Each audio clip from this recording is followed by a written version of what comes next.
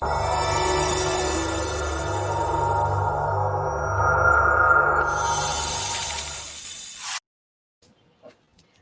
morning, everyone, and I am happy to be with you this morning. I missed you guys last week. I hope all is well. And for me today is the anniversary of when my ancestors, some of my family, and the Northern Cheyenne and Arapaho, Lakota, and even some Dakota, we defeated Custer at the Little Bighorn. And so, today is in remembrance of that as well. But we're not here to discuss that. I just wanted to share that little bit of history with you. And welcome my guest here again, Stig. He's becoming a regular. So why don't you say a few words? Hello there. There you go. His famous couple of words, not a few, just a couple. Yeah, so let's see who we have in chat. I know I had a few people waiting already. It's funny, I have people in chat already, and it says I have 0 people watching. So that's funny. All right, so we have Matt G. Oh my gosh. And then we have Jedi Padawan. Good morning. Abunas, good morning or afternoon or wherever you may be. I hope you're doing. I'm pretty sure he meant well. And then, of course, me. And good morning, beautiful queen. I am drinking orange juice, prepping for me going on a live stream in another hour. Awesome. I'm drinking black tea. And then we have our hellos. And let's see who's here. It jumped already. Yes. So this morning I have my usual cup of coffee here. So what's in your mug? I always want to know that. So share if you haven't shared already. And what are you sipping on this morning or this evening, Stig? I just found a Coca-Cola bottle. I'm not that picky. I just grabbed something that was moist. Yeah. So I'm trying to wake up. Yeah. And I was going to try to begin this with my own song of gratitude in my language. And so I guess I'll do that now. I was just going to go ahead and go right into it, and I didn't. So this is just a song of thank you. And again, it's just in remembrance of, my ancestors and defeating George Armstrong Custer at the Greasy Grass, a Little Bighorn. And we did capture the flag, and that flag is still in our hands today. And we honor the U.S. flag. We honor the valor of our enemies, and that's including the flag and stuff. So just going to be a short little line. So Tugashila pila maya yelo pila maya yelo pila maya yelo hey. So that's just thanking Creator for another day. So it made me sleepy. Well, I'm glad you enjoyed that. Well, you're just waking up, I guess, right? Are you? Yeah. Okay, I'm sorry. So let's see who we have coming in. I think we're having people trickle in now. So please, everybody, like, subscribe, share if you have not. Share this on Twitter. Get people in here this morning. SW2187. Oh, 2187. Very clever. Greetings. Zakarat, howdy OG stars, Abunas, and chat. Hello. And my partner in crime here, Stig, as well. Let's see here. And thank you again for Tommy coming in and modding. Thank you so much. I appreciate what you do for our community. That song needs to be my ringtone. Oh, well, thank you. You're so sweet. All right. So today's discussion, other than like what's in your mug, I'm drinking caff, is that we're going to discuss not fully discuss it because I understand Stig hasn't read the Corellian Trilogy yet, but just talk about the Corellian Trilogy. The last book was that I put on my lore is the Showdown at Center Point, the very last book in the trilogy, Mara Jade. A little bit of George Star Wars. That could have been his last name, George Star Wars, George Lucas, and about Boba Fett and just basic EU talk, EU original lore talk. So, and Stig, I understand that you got done reading Jedi Search, right? Yes, and one of those big omnibuses. So that was 488 pages of EU comics. Mm-hmm. So that was pretty awesome. I wouldn't say Jedi Search was awesome. But That's funny because you gave it such a low score, and I think it's one of the New York Times bestsellers, and everybody I know a lot of people who really like it. So I well, just find that interesting. to be fair, Chuck Wendig's book was a New York bestseller too. It's the I know, but low. you're still comparing, I mean, comparing the two timelines and stuff. You know, yeah. So Well, to be fair though, when a Star Wars book got released, most of them was a New York bestseller because of the mm, logo no, back then. Yeah. there are a lot that generally got bestsellers for their content as well. So, but we'll just leave it at that. So, the omnibus. So, what did you think about that? It was part two of the Rebellion um, collections. Those omnibuses are basically published by, or rather, compiled by time period, right? Mm-hmm. And then they're chronological in that Yeah, time period. yeah. So this was the second batch of Rebellion comics. Okay. I'd say the first one was better because that one was it didn't have any crappy comics in it. This one had at the end of it, it has something called Star Wars Kids, 5 issues. I didn't like that, but holy crap, this one made Leia look good. Oh yeah. Okay. It was Leia centered for the first half of it, Yeah. and then it was more about Luke. But yeah, Han Solo almost got eaten by a tentacle beastie, and Leia basically jumped into the creature's mouth, guns Okay. blazing, to help Han. So that was So she yeah, did she was something like what her father would do then, right? yes, exactly. It was awesome. Yeah. I was like, go Leia. Yeah. They had a gun in each hand and just leaping almost into the mouth of the beast and shooting like crazy, snarling too. She was Yeah. snarling more than the beast. I love you. I know. Yeah. So there you go. So she would do something, everything for her love, right there. So Yeah, the comics are set after episode 4, okay. uh, and so far both volumes have been very much focused on the rebels trying to find a new base after you having 4. Oh, okay. So eventually we all know they're gonna settle at Hoth. Yeah, Okay. but they're nowhere near that so far.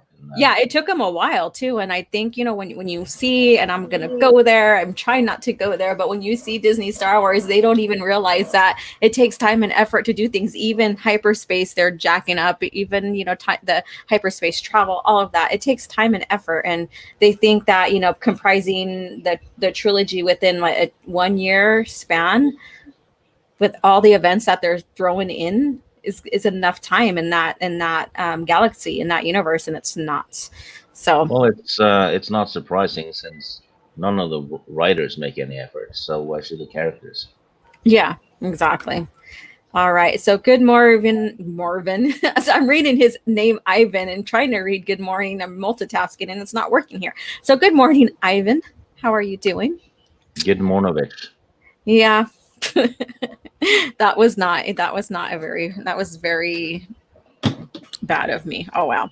Yeah. So for me, for the channel, I just got done with Corellian Trilogy, with Center Showdown at Center Point, and that should have been done like a couple weeks ago, but I did comprise other things, and then life just happened, and I just couldn't commit to get it done yet. So I do have a smaller review, lower video on that book. And the Corellian Trilogy basically gives us an insight about how the Corellian sector was created by the Celestials in a way. Center Point, we do get to learn more about in Legacy of the Force as well. And, so again, it's brilliant how, George and his team tied in all this history within that galaxy, past and present, to make sense of everything, because we know as well the past always affects the present. And so we have Han, we get to see Leia go and to a trade summit there on Corellia, and we get introduced to Thrak and Sal Solo more. And he is basically the polar opposite of Han. And some people might just like him, some people might loathe him. He's one of those characters. So we have Han, who is a respectable, I guess you could say. I'm going to use that terminology in the lore. If you read the lore, they always use that word respectable. Oh, you become respectable now. And you'll read that in the Corellian Trilogy as well, that language, that verbiage. And we have Thraken, who is basically a douche, a bad guy, who can care less about his family. He wants power. So do you know anything about Thraken, Stig? He's basically the anti-Han Solo, right? It's like a mirror image, but a bad one. Yeah.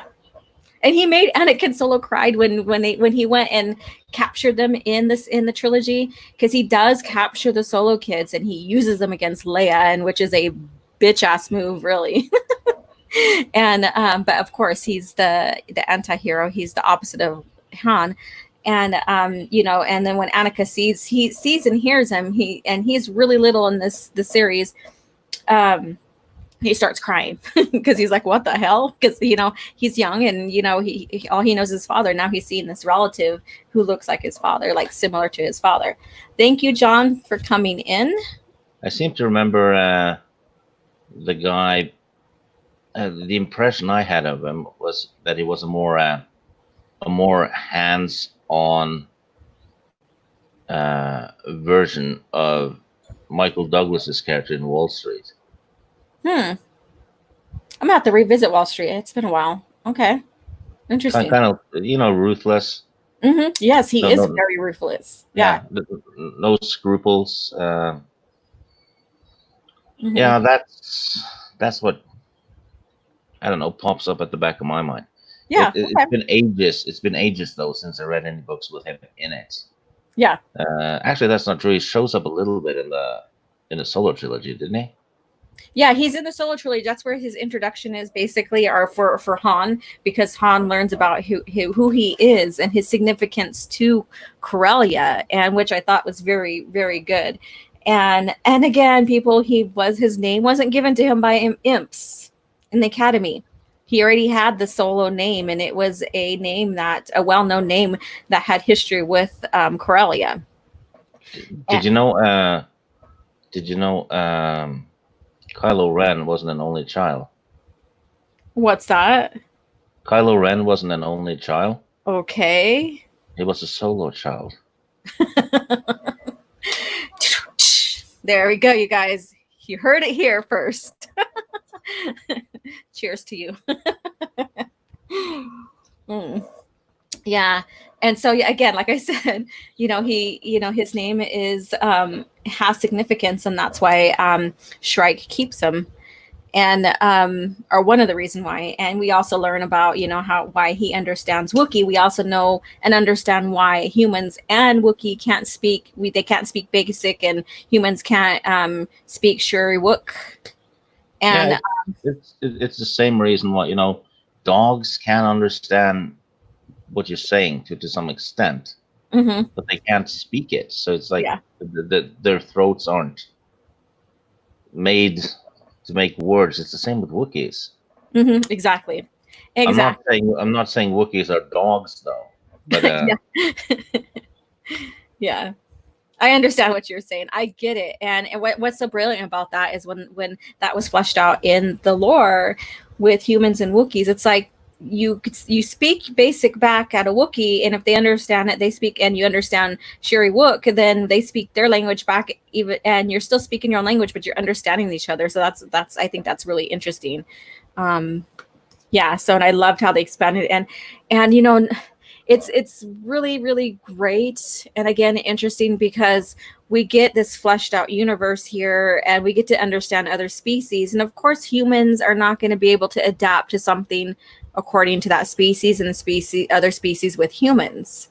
And now when you see the High Republic, I don't know if you've seen that article that was out, and they gave like a chapter, and I'm like, this. I investigated it because I compare and contrast all the damn time, and so I read the chapter they gave us, and I'm like, damn, that's a short chapter, and it sucked. But It looked like a teenager had written fan fiction. mhm, But yeah, one of the well, they even screwed up the Wookiees because Wookiees mhm, have have one name. okay, It's yeah, only that's right, one name. Yeah, yeah. Chewbacca and stuff like that. But then they, Hello, Baka and all that. And I yeah, think that the last part of her name, I think, is a portion of their clan, I think, or something like that. But I could be wrong because we if have there Chewbacca, Lobaka, blah blah blah. Yeah, it Chew means loyal. okay, Baka means protector. So it's a combination of two Wookiee words, basically, that describes the Wookiee. yeah, So Chewbacca means loyal protector. okay. Look that up. But the High Republic people have like a Wookiee called, what was it, Avarachi Avanichi or something? Yeah, there's two names. It has two names, like a Yeah. surname and a regular name. Wookiees Yeah, don't have their names. yeah, So it's not that hard, Lucasfilm. Just read up on the Wookiees for 5 minutes and then start writing. yeah, And the guy who wrote it was bragging about how he had started this story and made the characters when he was 6. yeah. Oh yeah, that explains something. It's written by a 6-year-old. You can tell. Yes, I know. And I had a big deal with the hyperdrive and got into some great conversations and probably pissed some people off too as well, but I don't care. And yeah, and so with that, and what I'm saying is, like, I looked into that, and compared to what is being written now versus then and stuff, you could tell that they, of course, done away with original lore, so they're trying to reinvent everything, and it doesn't make sense whatsoever. And so yeah, but I digress from that. And so Corellian Trilogy, we have Thrak and Saw Solo there, we get Mara Jade in there as well, and it's kind of different when someone else writes Mara Jade other than Zahn, but I think she was still well done in this as well. um I liked how her and Leia teamed up together to help rescue each other. And Leia does get a new lightsaber from Luke because she, in the lore, we know that up until um, Darkness Trilogy, Leia doesn't really have time to practice and study as a Jedi, to become a Jedi. And so she always leaves her lightsaber. And so Luke, in the beginning of the series, gives her a new lightsaber. And so he makes one for her and tells her that she still needs to continue to practice and always keep her lightsaber on her. And he also says in her eyes that she is a Jedi no matter what. And we know that. That's typical, though. The guy has to do everything for the lady. Yeah, and but he gives her a lightsaber, and someone asked me, well, in the series, she has a red lightsaber. How is that retconning? And I'm like, not necessarily, because yeah, the Sith, if you read the lore, the reason why they chose to use the red bladed lightsaber was to distinct themselves from the Jedi. Yeah. Plus, they didn't have access to the other crystals. They only had Exactly. access to the red ones, and that became a tradition Yeah. because the Jedi didn't have access to the red ones. Yeah. So in the original lore, the color is actually nothing. There's nothing special about a Yeah. red colored lightsaber. It's just the color because Yeah, the exactly. crystal in it is red, Yeah. which makes sense, right? Yeah. And so, yeah, so with all that, they're like, is it retconning? I'm like, no, it's not. And I said, even Jedi in the past, some did have red. It wasn't common, because over the years or over the decades or something, it started being associated with Sith or dark side users. And but it, like I said, it didn't mean that if the Jedi had red, that they were Sith or dark side. And so when Luke gave her a lightsaber to carry and keep on her at all time, it was like a crimson red. It was a red. And but he had a red Shoto in Legacy of the Force as well when he fought Lumaya because of her whip.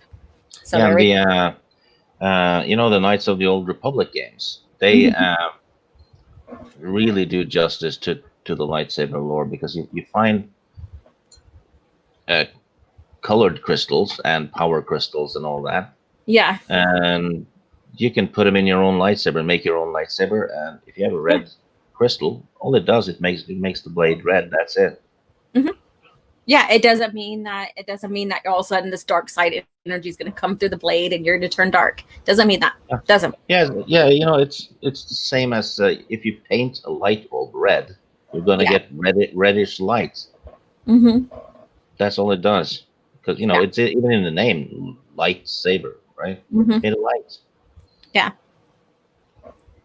Okay, let's see here. Hail for the coffee enema chat. Oh my God, I can't believe you remember that. No, we are drinking Oh, it the normal way here. Oh, look at I. Okay, so one fun fact about me is I love owls. hmm. So Sounds like a hoot. yeah, it is. It's a hoot. So coffee enema chat. That means we're shit talking, doesn't it? Yes. I guess we should be bummed out. Maybe. I mean, if we're gonna shit talk, then and Well, all you're up. that, and talk about Disney Star Wars, then maybe we will be bummed out because we're talking about that. However, like I always say, if you like some Disney Star Wars or whatever, and that's your cup of tea or whatever you want to call it, good for you. Good for you. Yeah, I mean, if you like Disney Star Wars, then you're lost. I'm all trying to be positive about this, and he's like, "You're lost." Then you're lost to me. Yeah. All right. So yeah, so going back to the red saber and Luke giving her one and saying, in my eyes you are a Jedi. We know after in the timeline, Darkness Trilogy is coming up, and so she decides I need to buckle down and train. And so she asks Saba 17 to be her master, to train her. She seeks another master, and she wanted Saba 17 to train her because of how skilled Saba is, and she's very different and will hold her accountable because Leia is a very strong female independent woman that George created. And wow, go figure, huh? And today it seems like Disney Lucasfilm doesn't realize that, they already have, it was already created. Strong female characters were already created in the movies and in the EU. Yeah.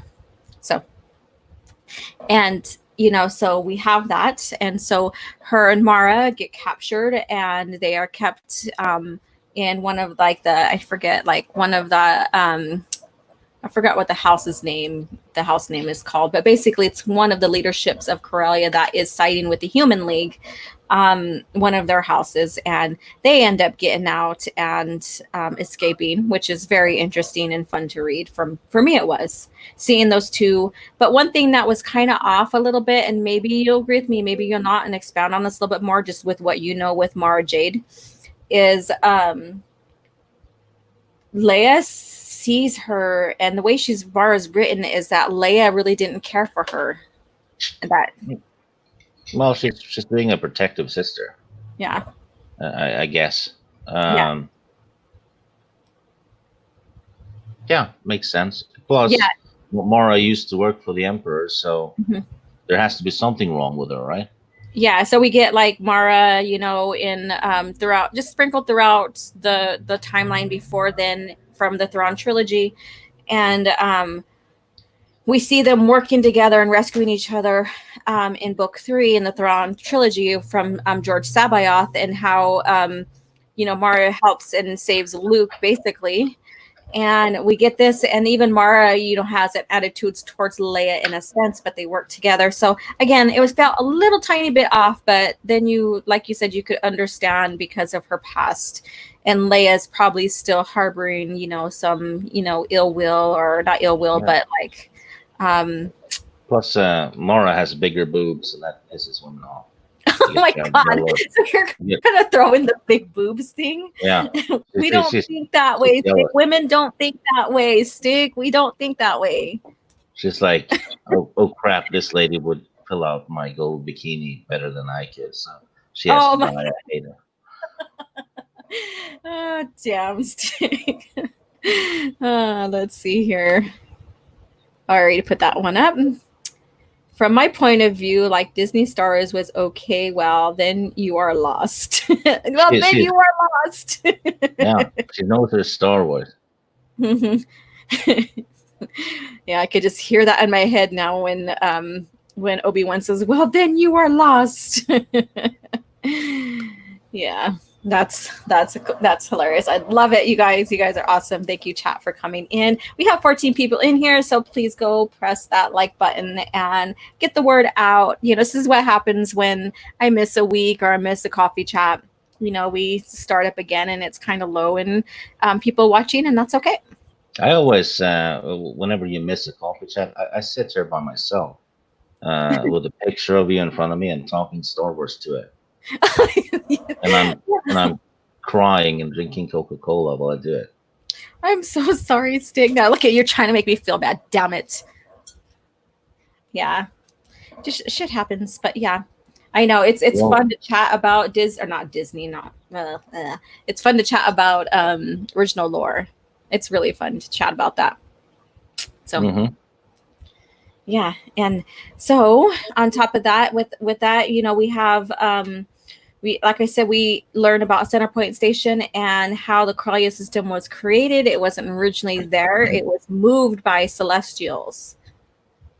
So, which is very interesting, and that's what the Station is about. Is that there's like repulsor systems inside the planets that make up the Corellia system, and we this is very much a wonderful introduction to the Solo kids, especially Anakin Solo. So, Stig, what do you know about Anakin? He's dead. He's what? Dead.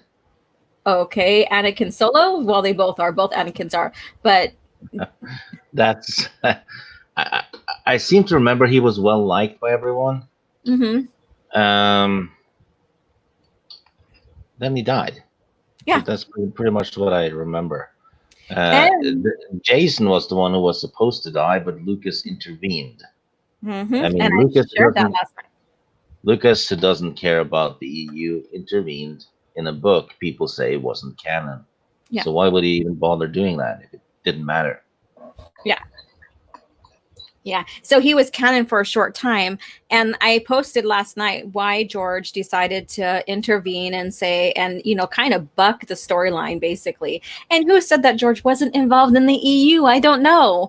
But he helped create these stories and he helped create the new Jedi Order to where he's like, no, because there's a prophecy behind Anakin Solo as well. And George is like, nix the prophecy.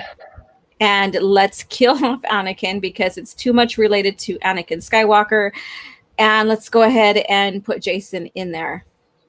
Yeah, and like Matthew says in this chat, he remembers the trilogy. It's about Han and his evil look-alike cousin who's a racist. Yeah. That's why people can relate to Star Wars, because everyone has a racist cousin somewhere. Yes, that one that says this stuff, and you're like, oh my god, who invited him to the party? Yeah. Yep. Yep. And yeah, so we have that, and so that's some interesting fun facts right there as well. And I did share them on my Twitter last night when I was reviewing some lore and some lore development history within George Lucas's company when he was the owner. And I always like to share those tidbits because it's like on a weekly basis, maybe about 4 times a week, someone's like, George didn't contribute. He didn't like EU. He didn't consider it was canon. Da, da, da, da. And we get that all the friggin' time. And then when you prove it to them, they block you. They either block you or they share the same Starlog quote, which they misconstrued because George basically is saying, if you really pay attention, he is saying the movies are superior than the EU, which because he created them, but he created Star Wars, and the first things to come out was the OT, and then he wrote the first EU novel. People don't realize that he created the EU himself. Yeah, technically, but what he's saying is that the books isn't his universe in terms of he didn't write them, but he hired people to write them for him. So, and they had guidelines, and he had to approve. He even helped contribute, sometimes write, whatever. Yeah. Yeah. So basically, what he's saying is that when it says it's not his universe, it's not his story universe because he didn't write that, Mm-hmm. but he still uh, considered it to be canon, but on a different tier because the movies could change it, right?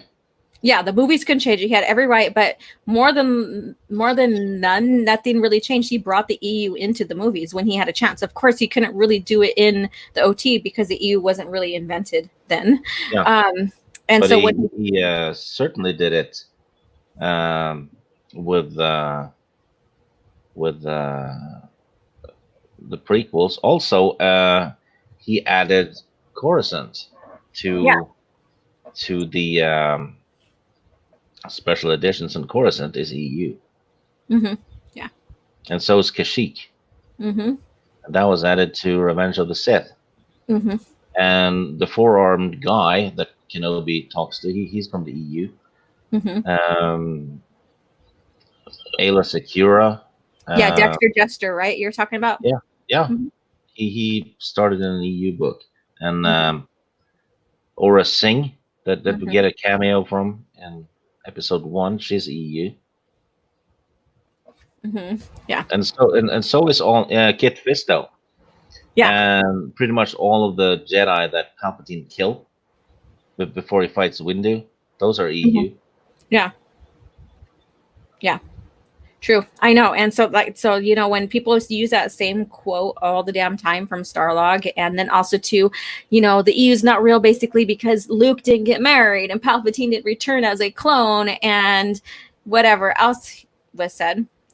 He approved all of that because that wouldn't have happened, especially when anything affects his main movie characters in the EU, he has a say. That's why he was like, no, Anakin Solo arc sounds so much like Anakin Skywalker. So no, let's make Jason. Make it Yeah, Jason. and he was also the one who said they had to kill a main character in the New Jedi Order, Mm-hmm. and he said they could kill Leia, Yes. but Mm-hmm. And they're like, the no way. I've seen interviews with the writer, Yeah. and he said he wasn't allowed to kill Luke or Han, Mm-hmm. I believe, and not the droids. He couldn't touch the droids. They Yeah. were as sacred as Luke. Yeah. But so he had Leia, Lando, and Chewie to choose from, and he said he couldn't kill the only black guy because that would get him in trouble, and he couldn't kill Leia because she, Luke's sister, and she was hugely popular as well. So he had to settle on Chewie, Mm-hmm. but he made sure Chewie didn't have a meaningless death, Yeah. and I'd say he succeeded with that because Chewie's death had impact, and he also, It was done well too.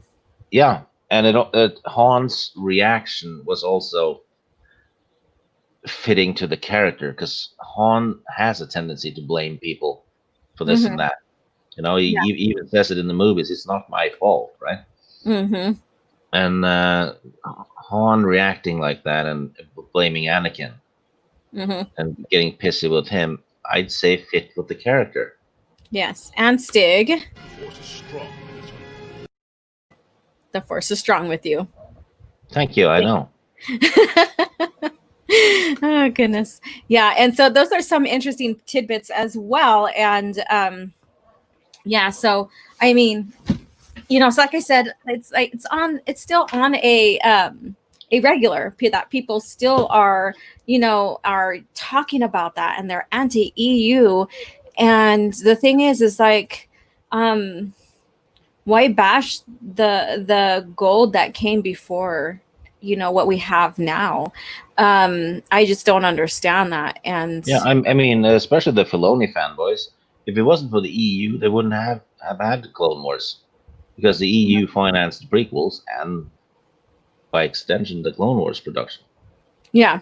So, but to play devil's advocate, there's about 200 EU books, and the great ones were written after the prequels came out because then they started having a real plan. Yeah. Right? There was teamwork involved, and you got the Fate of the Jedi series and and all that. But before that, the only one that stands out being really well written is the Thrawn trilogy. Hmm.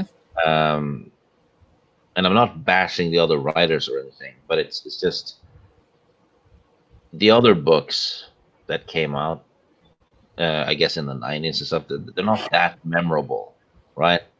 It's just you get your Star Wars fix, but not much more. But later on, when they really started to realize that they had something really big with the EU that they can make really good use of, they started working as a team and planning stories out in long series and stuff like that. That's where the fantastic stuff is found, in my Well, opinion. yeah, and I know the people will probably, you could probably debate people because a lot of people love Troy Denning as well, Oh and yeah, believe that he may have even, written more well than Zahn. I think Zahn, basically, he was the one that helped revive and get the EU going because we weren't getting anything then, and so that's where that sticks at. And but when you um, look at the overall, storyline, the stories with all these writers that were brought in, it was well kept. well, And reading the Jedi Academy series, it feels like it's just we need this and that to happen, and then all the stuff around it is almost glued on.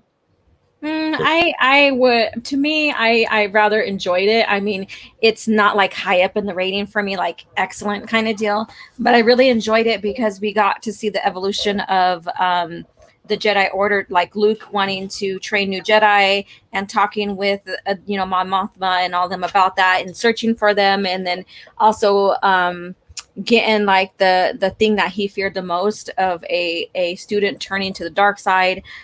We get to see what Kessel is all about and all of that. But I mean, like I said, it's not like 9 out of 10 for me. It's probably like a 7, 6.5 or 7 for me because it was there. It expanded on the thing. I rather enjoyed reading the. I gave the first book a 3 out of 10. Yeah, I seen that. Yeah, I see that. I'm ruthless. I guess you are. But even the worst EU book still feels like Star Wars. Mm. And the best Disney has managed to make does not feel like Star Wars. Yeah. Yeah, we have Matthew here. A lot of changes were made between the first and second films, and then in the Return of the Jedi, and also in the prequel. Star Wars is always evolving. So when George was, creating the OT, he had an overall like idea for the story, but of course, when things are, are being made, things will change. The storyline may change, character arcs may change, as we see Leia's did change for the better of the story. And but he was inventing Star Wars. He was putting together the world building and all that. So we were seeing the evolution of Star Wars in the OT, which set the foundation. So by the time we got to the PT, we had more of an understanding of the Star Wars universe. So that's just my thing. Let's see here. Have a good stream. I'll catch up later. Thank you for coming in. And you're probably gone, but thank you. I'm sure if George, and this is Matthew again, I'm sure George had done his sequels, they would have been an organic and natural extension of the saga, including the prequels, and would have featured Vader's grandchildren. Yep, it would have featured them. I've argued with people about this because I think a story treatment is basically set in stone, and that the character's name or maybe even the character relationship is set in stone. A story treatment is just that, a treatment. It's an idea. Like we had George's story treatment for Star Wars, basically A New Hope. Luke was considered a woman at one point. Then he was considered Star Killer. Han was considered an alien. So of course everything evolves. Yeah, the story points and lore and all that. When you start writing a story like that, the lore and the story points and the characters are just the ingredients. Mm-hmm. Then it's up to the writer to put it in the pot and make a good meal out of it, right? Yeah. It's basically the recipe. Yeah. Or rather, the characters and all that is the ingredients, but your outline of the plot is your recipe. That's how Yeah, it and the is. world building behind that too is basically one of the main things too as well, because you if you have that world built already, then sprinkling the characters in there is simple. So, and that's what George did, is he set that up. And so when I see that, and when we talk about like what his treatments would be, or what his st would be, if you look at his history, he always used EU in his stories to keep continuity. So I believe that we would have probably seen, like Jaina or something, and because there's a female in there, and they were saying, "Oh, well, that's her twin," But I'm thinking, if he's going to keep up with continuity, I could see it, and I've spoken with others who feel the same way as me or has similar ideas as mine. Is that it happened after Crucible, and we have Jaina, Sword of the Jedi, we have Ben Skywalker, and we have Jagged Fell, and evolve from there. So, and then Marlene Moreau. At first, I loved the Clone Wars, but the EU showed me that many awesome stories and characters, my opinion, soured on the show a lot. So, if you recognize what the TCW did to the lore, then you would, I'm pretty sure you've seen it, would understand what it did with it. And so when recently, if you guys are keeping up on Star Wars news, the clip or the interview or the speech that Filoni did with the women's group in 2016, and I guess that's the stamp date for that, is that he basically, exposed his ideology, and it mirrors the company that he now works for. And he degraded the men for Leia, which really doesn't need to be happen.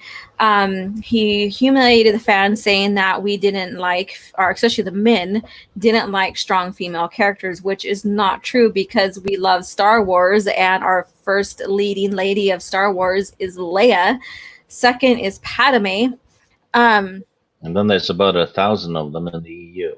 Exactly. And then he was like mocking the fans about, oh, it's a story for children only kind of deal. So be mocking there. And then also, like I said, another clip. I didn't watch the whole speech through, so I watched 2 clips, and he's degrading the male characters for Leia. And that doesn't need to happen, and it doesn't need to be. And to me, it shows that he doesn't understand what George was getting at with the original 3 and the original trilogy. It's basically the same mindset a bully has, because a bully will make someone else feel smaller in order for himself to feel bigger. Yeah. And that's what he's doing basically to the fans. Yeah. Making male fans feel smaller, and just to make, Ahsoka and Leia seem bigger. Oh yeah, and to also give credit towards Rey as well. And my thing with this is that if he's considered the son of George, the heir of George, or whatever you want to call him, then if he's going to talk up and make women feel secure about themselves, George is a good example of that, because George created some well-known female characters. And that wouldn't that give them hope that writing like that already happened and it still can continue, instead of bashing the lore? I mean, it doesn't make sense to me. If George is considered to be the Star Wars god, then Filoni is Lucifer. There you go. He's the fallen angel, right? No, more like the fallen twat. The fallen twat. So hi Lancer, how you doing? I think a handful of good things did come out of Disney Star Wars. Okay. Star Wars Uprising, Inferno Squad, Blade Squadron, and Star Wars Squadrons. Well, Star Wars Squadron makes no sense. Is that Star Wars Squadron? Is that the game coming out? Yeah. I mean, it doesn't make sense. Why have space battles when you already have the winning recipe right in front of you? You just take an A-wing, put an astromech droid in it, just have that astromech droid program a hyperspace jump into enemy Star Destroyers. Yeah. Then all the rebels have lost. It's a cheap ship and a droid, and they disabled a Star Destroyer that costs billions. Plus, in the Disney canon, shields isn't a thing anymore. You see that in the Last Jedi because Yeah. Poe starts shooting down the cannons on the Star Destroyer. Yeah. Shouldn't be possible because there's shields around it. Mm. Yeah. And it happens on Rebels and the Clone Wars a lot. It's like the enemies just don't have shields when the plot calls for a ship to be destroyed. Yeah. So yeah, space combat in Star Wars now makes no sense. Yeah. Yeah. And like part of my platform for my channel is compare and contrast. So I was comparing and contrasting Rogue Squadron. I'm like, okay, is Rogue Squadron, because they have not really spoken too much about Rogue Squadron in the new lore. So I'm like, is it now not existing or what's going on? So I looked it up, and so Disney's version of Rogue Squadron, Wedge did not help create it. It was just Luke only, among other Yeah, things. yeah, they got rid of Wedge in the first novel. Hmm. Wedge suffered an injury and then couldn't pilot anymore, so he had to work as a flight instructor for the rest of his life. And then he And we froze know up. in the lore, Wedge did not want to be behind the desks. That's why he stayed as a pilot for so many years, a few decades. He did not Yeah, want to work behind the desk. He did not want to be a commander on a shuttle or yeah, starfighter. yeah. And then yeah, they make it canon that he's injured and can't fly anymore. And then they make a movie that's canon with him flying an X-wing. So which is it? They've Hmm. already told us that every comic and novel is just as canon as the movies. Yeah, So that's false advertisement, isn't it? yeah. And so, so compare and contrast, so Luke is the only one that created the Rogue Squadron. And I didn't go into the history on how long the Rogue Squadron lasted, however, because we don't see it in the ST or DT or whatever you want to call it. But when you look at the Rogue Squadron in the original lore, Wedge and Luke make it. In fact, it was like um, it was taken from the Rogue Fleet and created as Rogue Squadron. And then after Hoth, Luke went ahead and backed out and gave Wedge the sole command of Rogue Squadron. And then whenever Luke came in and flown with Wedge, then he was made honorary commander of Rogue Squadron. And then Rogue Squadron lasted through decades and evolved. And even Yeah, I think even Dana and even I think Jason flown with Rogue Squadron. I have to address Lancer in the chat. He says I have to disagree about using droid-controlled fighters to destroy capital ships. Oh, We okay. have examples in the new and old lore with Executor class superstar destroyers and Imperial Star Destroyers surviving an FTL ram or being rammed. Yes, they can survive, but they'll still be damaged. So if you hit them with two ships, right, Mhm. that's enough to pretty much disable the ship. I didn't say destroy. You can disable them because they have a hole in them. And as we see in Return of the Jedi, that doesn't work until they shoot down the shield generators on the Superstar Destroyer. Before that, they can't do it. But in Disney canon, they can do it even if the shields are up. So get a couple of cheap ships, have them hyperspace into a Star Destroyer or whatever. That Star Destroyers will get severely damaged. And how much will it cost to repair it? Mhm. And if it's damaged like that, it's out of the fight. Because a droid whose program is to programming and even its entire use is to plot hyperspace jumps. That droid can target vital areas for its hyperspace jumps into the Star Destroyer. It can target the bridge, or Mhm. something like that. Well, the thing is too is that they already opened that can of worms with the Haldo move. Yeah, It's already that's what they there. did.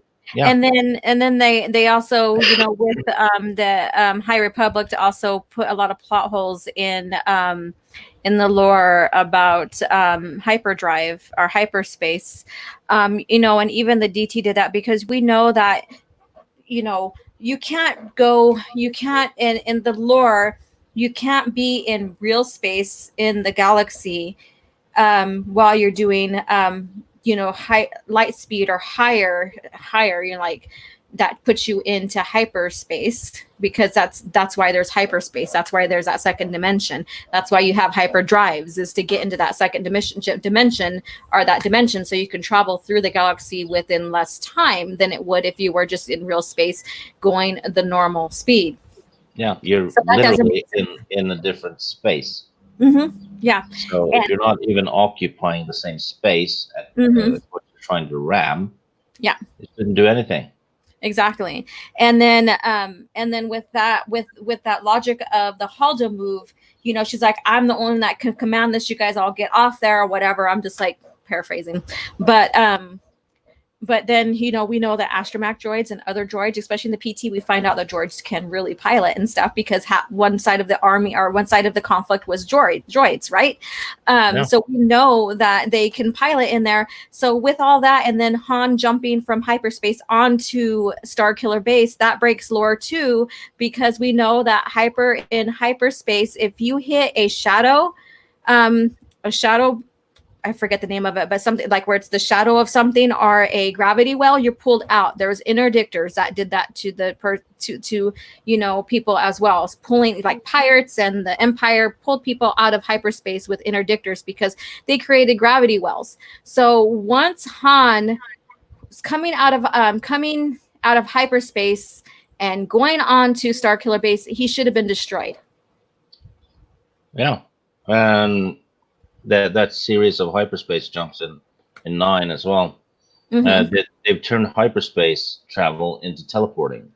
Yeah, because they jump from planet to planet that are on the opposite sides of the galaxy. That's kind of like Star Trek, right? It's like teleporting now, getting into Star Trek realm in a way. I don't know. I don't know, but it's not Star Wars. Yeah, but a hyperspace journey could take a week at the most if the jump could is even far take enough. almost a month, depending on like where you're going as well. It takes time, but I mean, the hyperspace lessens the time than it would normally do if you were to travel just in real space. And if you go back into like the hyperspace wars and when hyperdrive was created, before the hyperdrive was created, people would basically go into carbonite and be frozen for the trek to, in the galaxy, going from one planet to another, so that when they woke up, they're still the same age basically, even though that they went, it took them like X amount of years or whatever to travel it, so that was, and then so it evolved from that. So yeah, which is actually what they've been researching for space travel in our world, ways to freeze the pilots, because long distance space travels will take years. Yeah. And they haven't been successful though. But, yeah. And in discussion yesterday about the hyperdrive issue that I've seen and many people see with what is being written in the High Republic novel that's coming out, with all that logic, they're saying that ships that are destroyed in hyperspace are now wreaking havoc on the universe, the galaxy, by just you have these portions, these parts of the ship that's flying light speed or higher in speed in real space, which makes no sense, and it's compromising and hurting people who are traveling, and it's compromising planets, and that's what's setting the Jedi into motion to help with that, I guess. I don't know if I'm understanding it right, but that makes no sense, because if a part of its ship has passed, the danger is over. It's continuing to fly through the unknown space, right? Yeah. It's not like there's a constant. If it's a constant storm of ship pieces, then there should be a constant storm of ships exploding as well. Exactly. And then on top of that, if you look into the original lore, like ships, if you're in hyperspace and your hyperdrive goes out, you have an emergency system that will take you out of hyperspace. But if that system fails, you're still staying in hyperspace at that hyperspace in that same speed. And like just say if you're gonna jettison yourself out of your ship in a pod, And if it didn't have and you're in hyperspace and it didn't have a hyperdrive in that pod, then you're staying in hyperspace. So if something's destroyed in hyperspace, it still continues to stay in hyperspace because it doesn't have the hyperdrive to take it out of hyperspace, and it's still keeping the momentum in that realm of space, that hyperspace. Yeah. So But like like I said before, Disney hired a bunch of writers whose credentials is pretty much being an SJW running a blog. Almost none of them has written a novel before that has been published, unless it was self-published. So we have Lancer. From my understanding, Holdo's ship did the damage it did because it had something close to planetary shields. We saw in the lore in Imperial class do the FTL ram. It came out unscathed and scratched. She was jumping into hyperspace, and if there was shields, or if there was if there were shields, she should have gone splat.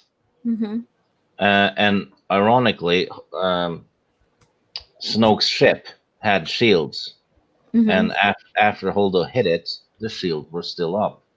But the damage to the hull was there. Well, so the Force Awakens. Everyone in it should have been dead. Including Rey. Wasn't she in it during that time? Because because ships have deflector shields to protect from outside damage. The shields doesn't hold people inside. Yeah. That's that's a different shield they have in the hangar base and stuff. Yeah. So with the ship being sliced in half, and for some reason the deflector shield is still up, which makes no sense. Everyone exposed should have been sucked into space. But what's his name? Ryan Johnson didn't know that. And if you damage the ship, you can't damage a hull of a ship until the shields are spent. You need to damage the shields first to make them dissipate, and then you can damage the hull. So Holdo damaged the ship without damaging the shields, which is impossible.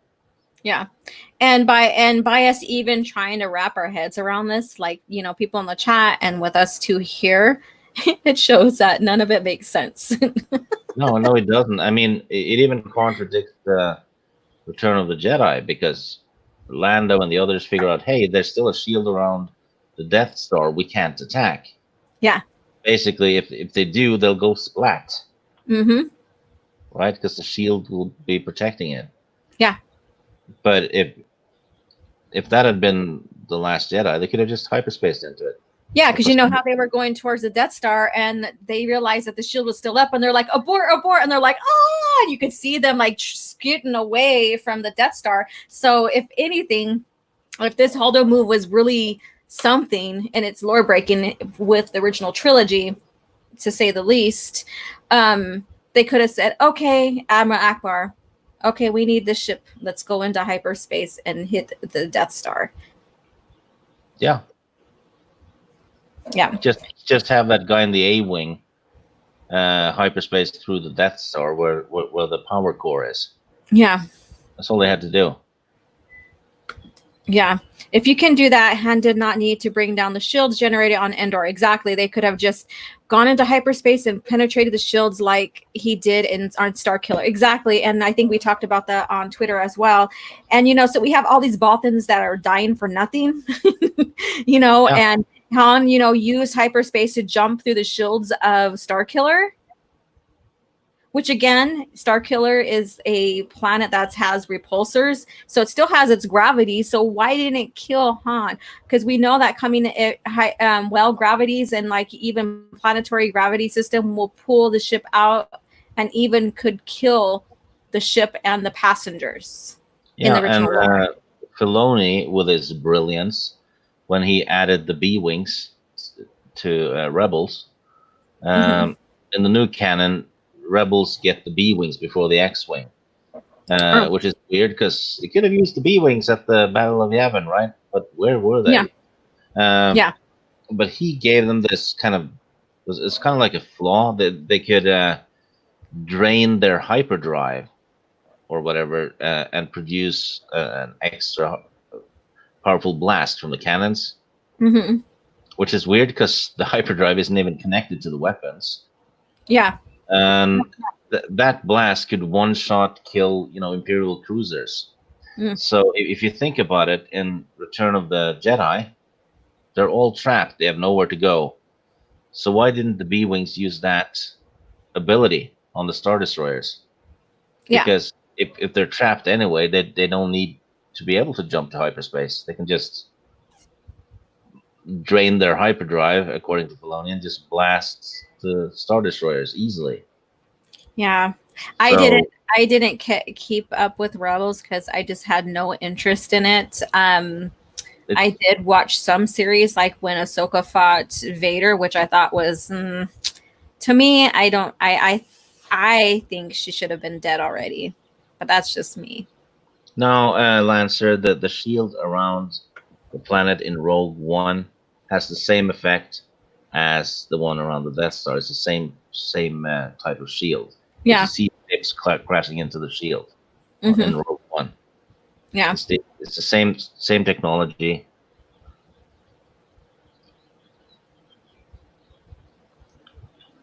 Yeah.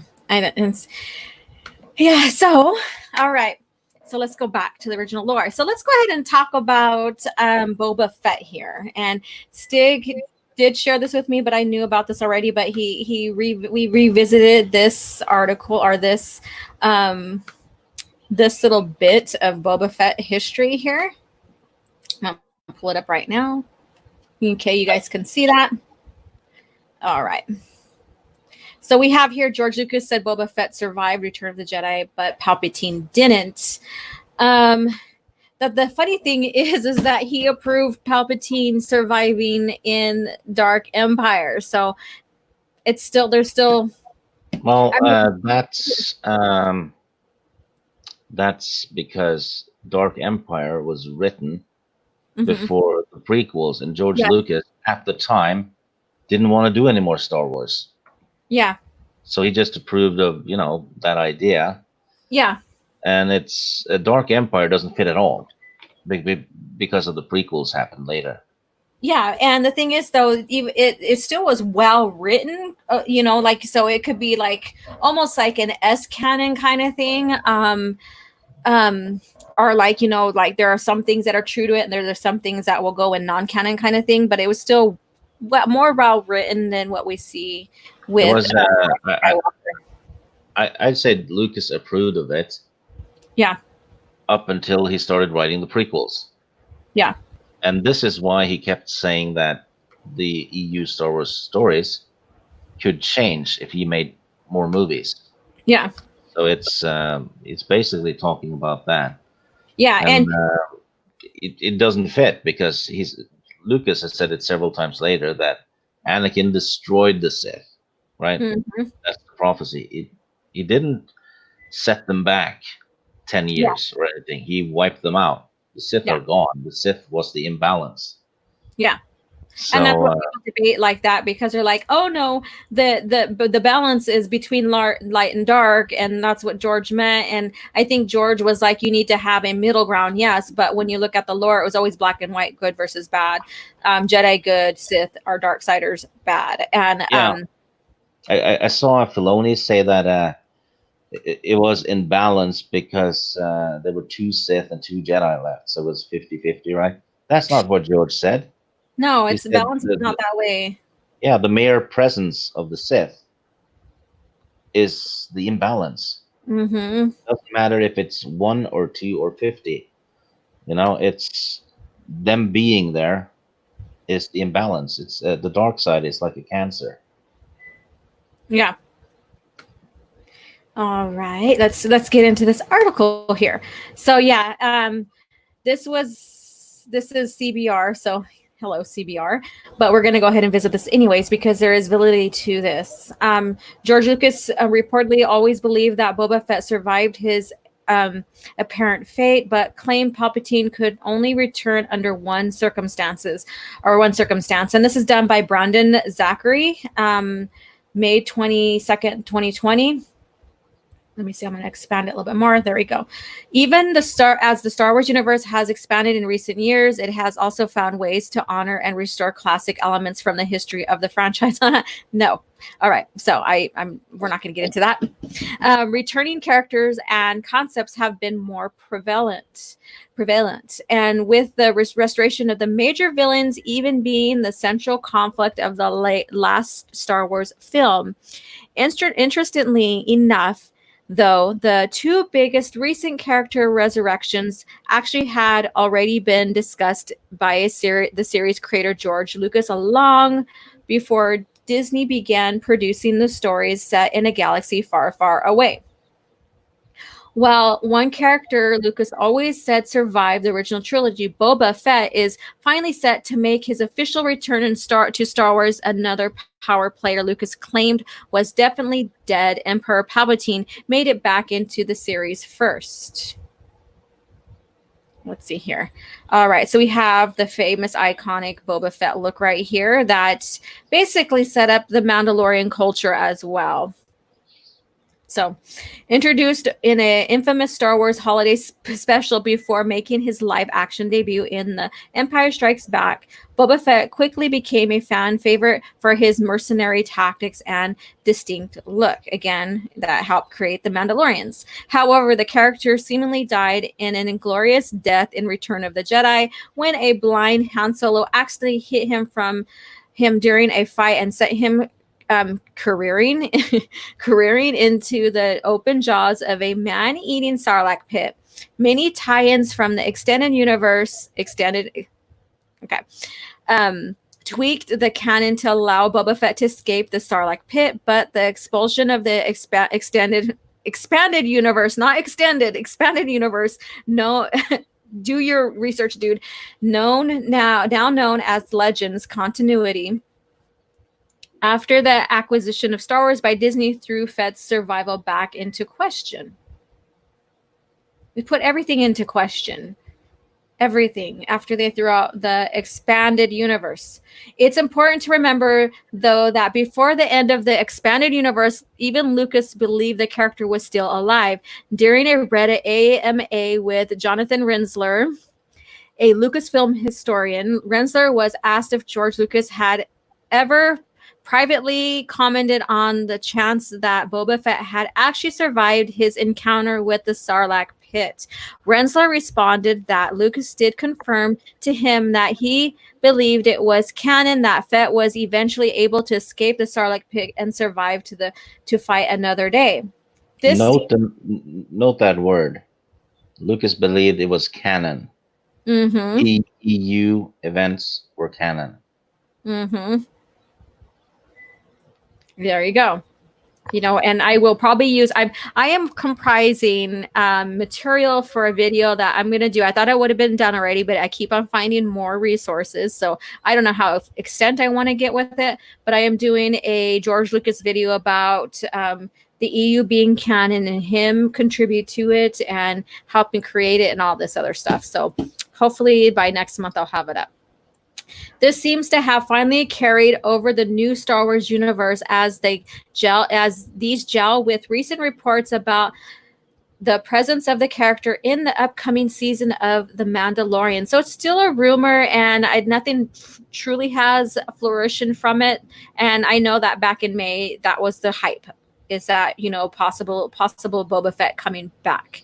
Reports suggest that Timothy Oliphant could be playing the small town sheriff Cobb Vanth, who appeared. How many sheriffs does that guy have to play, though? It's like half of his career has been playing sheriffs. I don't know. Typecasting much? Right? So, who first appeared in the 2015 novel Star Wars Aftermath? Oh, fun times. The wibbly wobbly jiggly jobbly or whatever he wrote in there, who while on Tatooine collected and even started wearing pieces of Fett's infamous armor. And the thing is, when you look into the lore, there wasn't really any sheriffs at Tatooine or any law in Tatooine if you Yeah, look at the lore. yeah, it was ruled by the Huts. Exactly. And There even wasn't any. after the Hutt's defeat, there was still like even when you read Kenobi novel, there was no law there. And even after, there was basically no law still. It was still very independent kind of backwater place. Yeah, Well, because there's no water. they have other gangsters there. If Jabba Hmm. dies, others will just fill the void. Exactly. Exactly.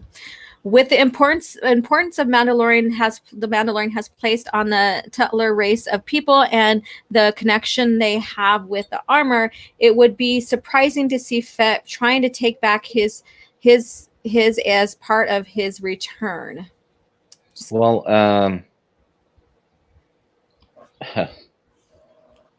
it's so weird because Filoni keeps changing the Mandalorian lore Mm-hmm. in each series he's working on, Yeah, because Jango Fett and Boba Fett were Mandalorians to begin with.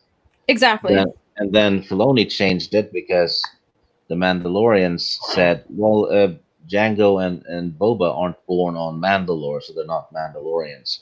And And the thing then is, and then yeah, Filoni makes the Mandalorian series about a Mandalorian who wasn't born on Mandalore, yet he's still considered a Mandalorian.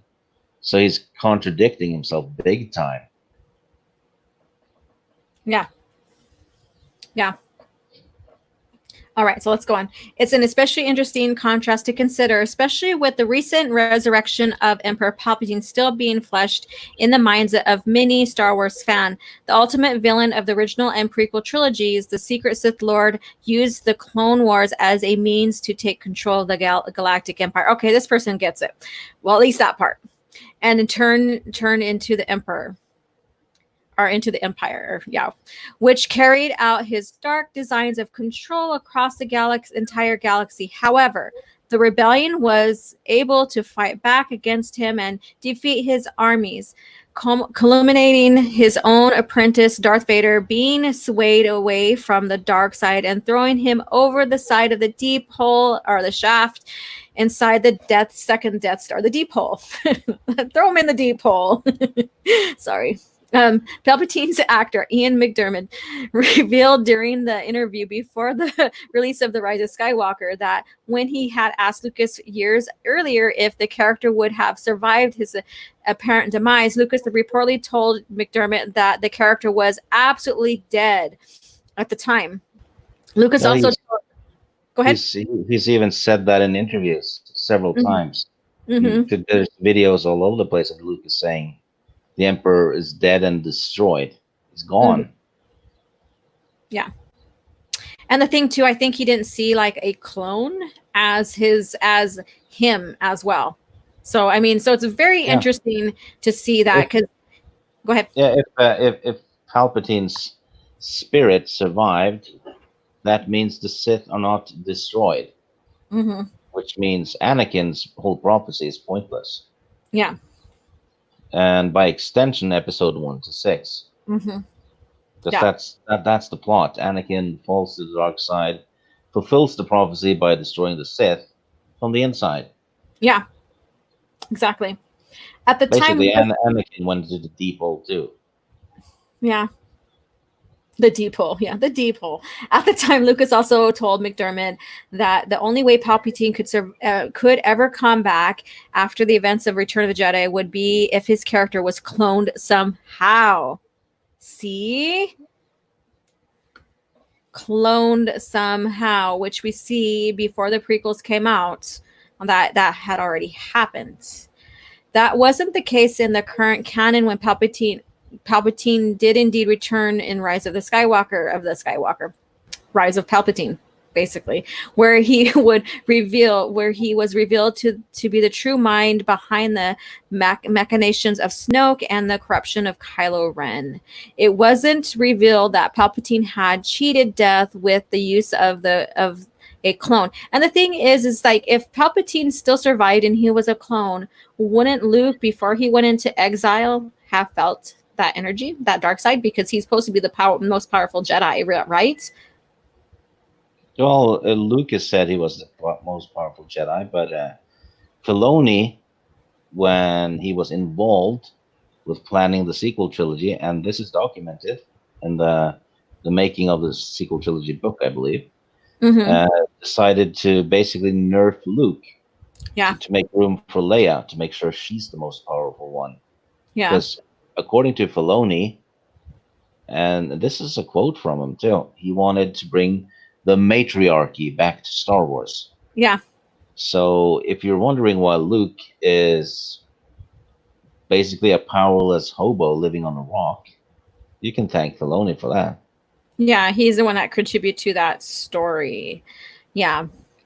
A clone, but rather barely, was revealed to have survived the final battle, albeit in a vastly weakened state, to the point where his only hope came from forcing another to take on the legacy of the Sith, so he may live on in at least some way. As popular characters, fans should have always expected both to still have a role to play in the continuing Star Wars saga. Not really. Yeah, I was kind of like when Palpatine was brought back in as a clone in Dark Empire, which George really loved. If you didn't know that, I was like on the fence about that, almost on the side of like, why is this happening? Well, And George loved it before mhm, yeah, he wrote the sequel trilogy. All the quotes about him liking it is from the 90s. exactly. So he changed it. Yeah, he changed it up. And so a lot of people, this is one that really I wouldn't say torn the fandom, but basically the opinions were varied. Like it was either one or the other. There were some that was on the fence. Like I understood it. It was well done, but still, especially when the PT came out. And that's when we started seeing people really questioning that part.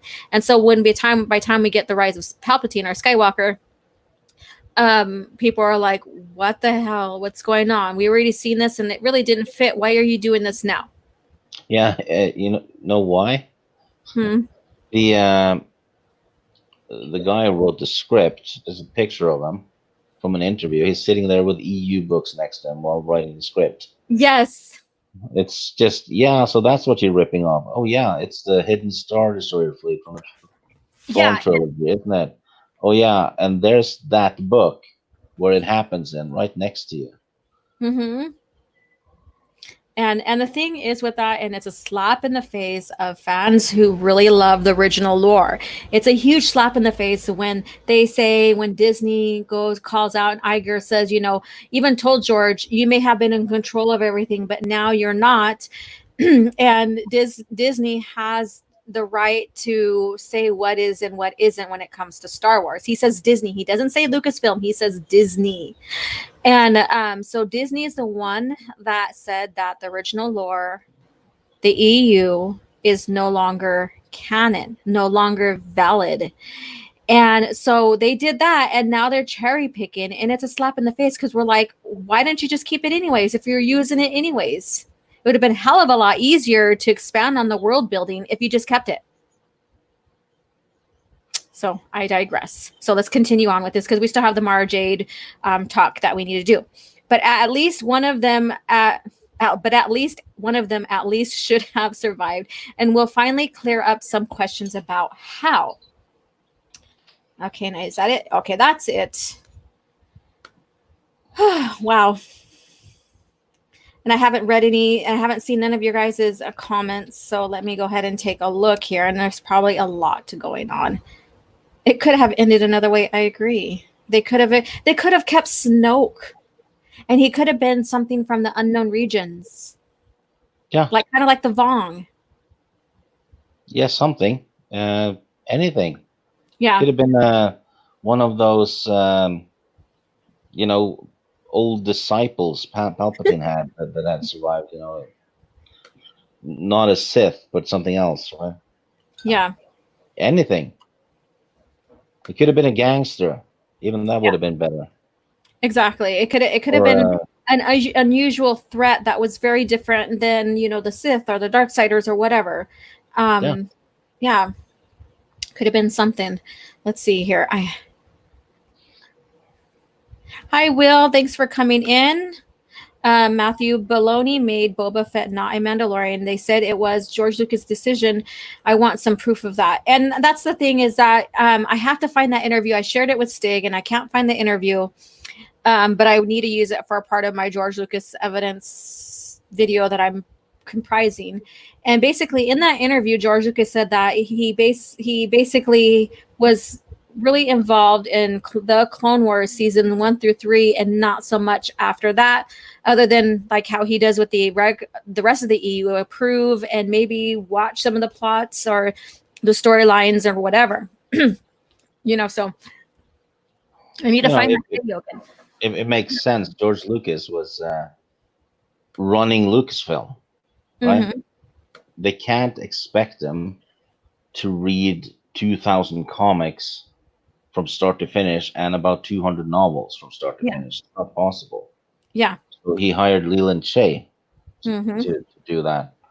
And after Clone Wars season 3, I do believe George Lucas was busy with the script for Red Tails and the filming of Red Tails.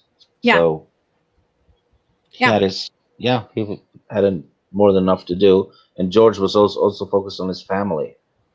He didn't want Star Wars to be his life. Exactly. That's why he had people help him run the company as well.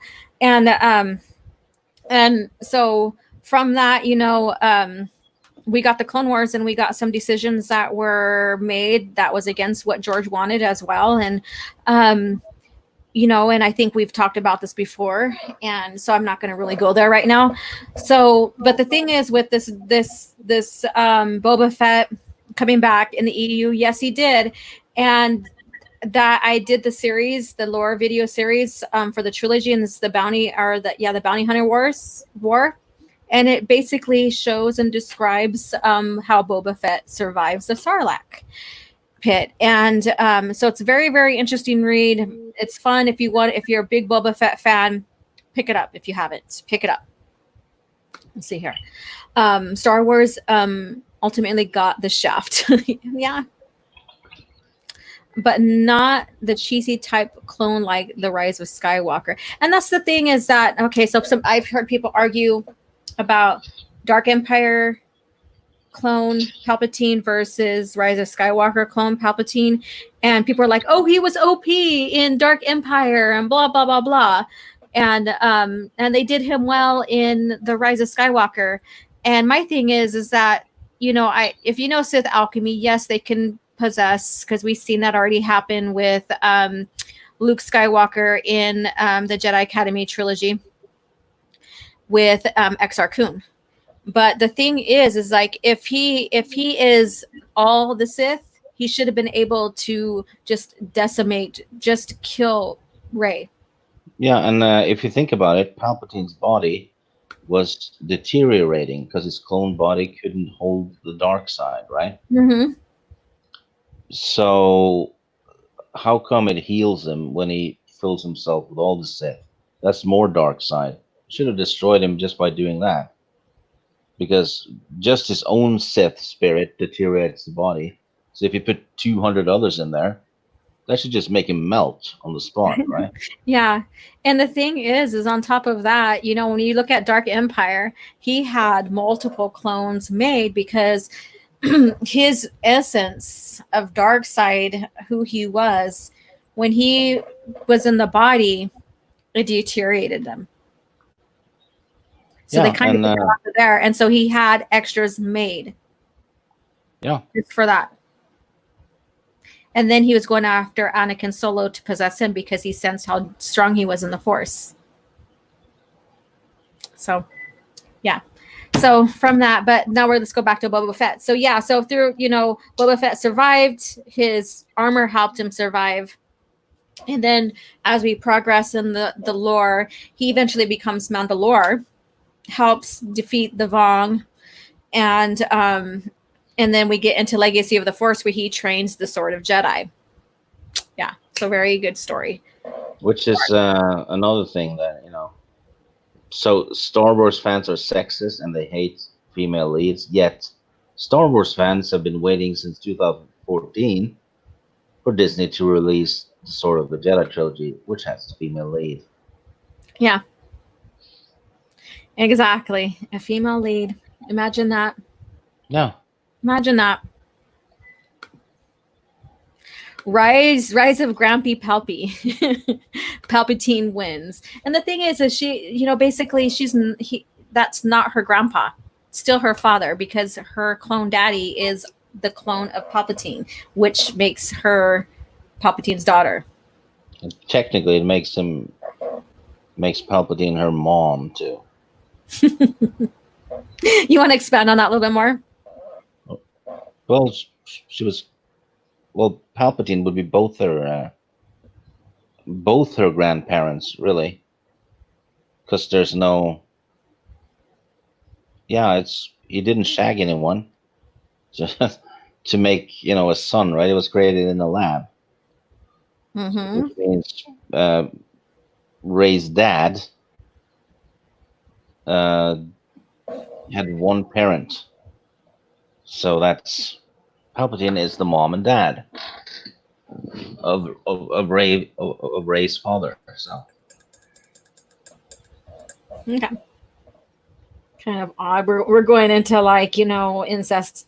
I don't know. It's weird. No. no, it's not incest because he didn't fuck I his know son. it's not. I know it's not. But we're going into down that line of like the weird stuff. The weird stuff.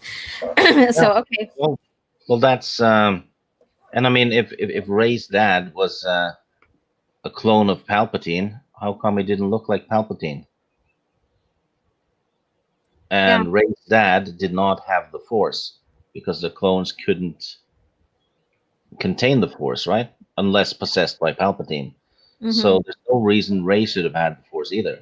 It should have been a blank slate because you can't inherit something that isn't there. Yeah.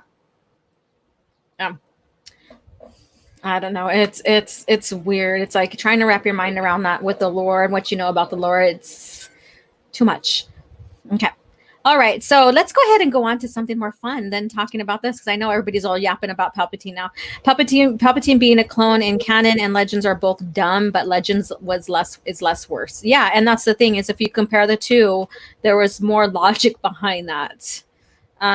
So those who don't know, I would suggest read Dark Empire or listen to it or whatever, because you can get the dramatization one and listen to it as well, which is kind of fun if you like that stuff, or read it or whatever, the comics or whatever, and then make your decision on which you think was better, well done, according to the lore.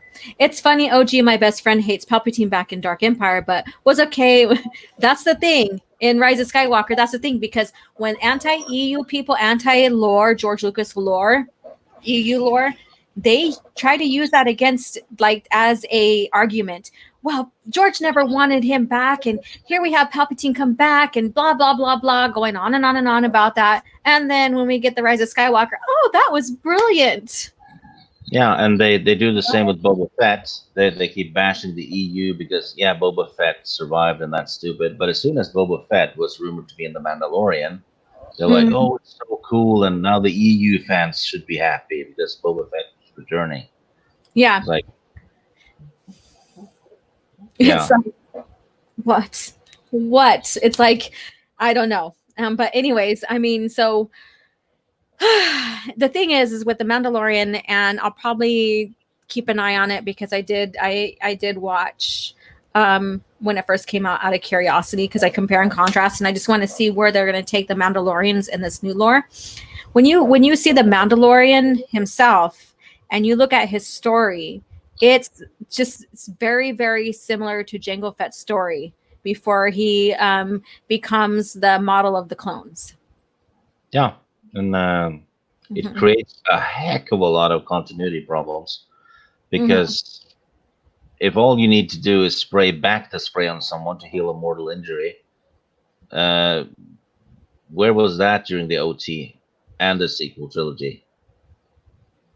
You just need a bottle of back spray and you spray it on the wound, and that heals you. I mean, if that was the case, it could have just fished Han out of space and healed him. Yeah.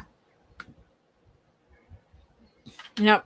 And so if we get Boba Fett coming into this, it's going to be feel very odd. Really, I think it is. Yeah, they're just gonna have him there. So I think it's going uh, to be a cameo, if anything. It's just going to be a cameo.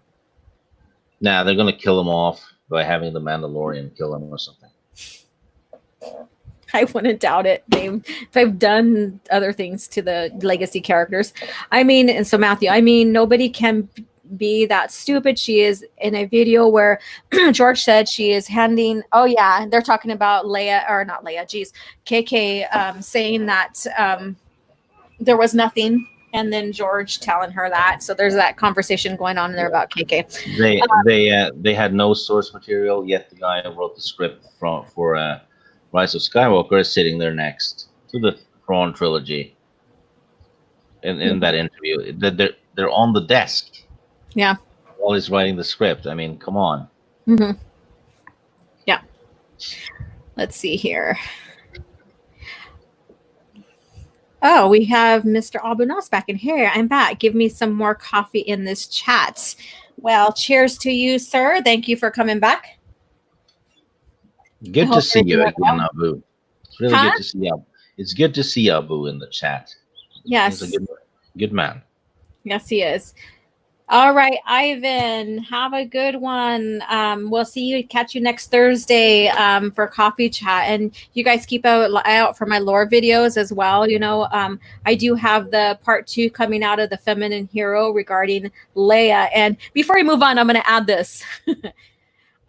Someone posted about on Twitter about men get mad or irate about these strong female characters, and Rey is one of them on that.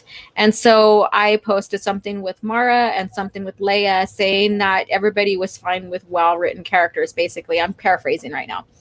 And someone went on there and said, I hate it when people compare Leia to Rey because Leia was never a fleshed out character.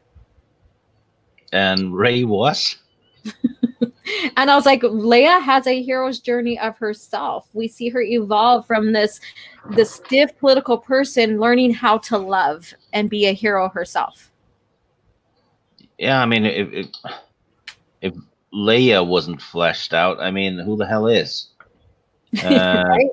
You could argue that in the OT, the one who isn't fleshed out that much is Han Solo. He develops, but you don't know much about him before the movie Yeah. starts, right? Yeah. Oh, wow. To 2:40 p.m. Okay. Well, it benefits me, so thank you for returning. All right. They stole the dark forces for the fleet of Star Destroyers from Zahn. Oh, yeah. The Dark Force Rising. Mm-hmm. Yep. I agree. Yeah, they stole the Dark Forces game story for Rogue One, Mm-hmm. and Jyn Erso's background is the same as Jan Or's. I mean, listen to the name Jyn Erso, Jan Or's. Yeah.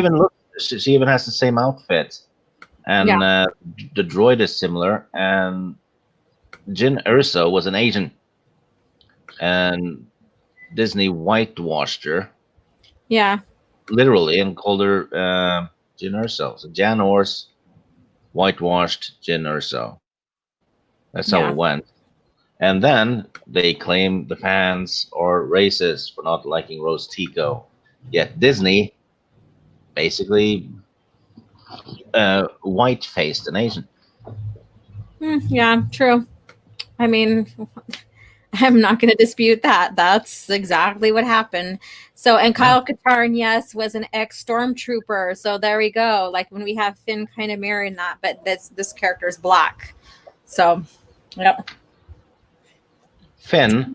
And I think that's where people are thinking, well, he kind of mirrors Kyle Katarn, and so he should be a Jedi. Well, they turned Finn into space janitor. Yeah. So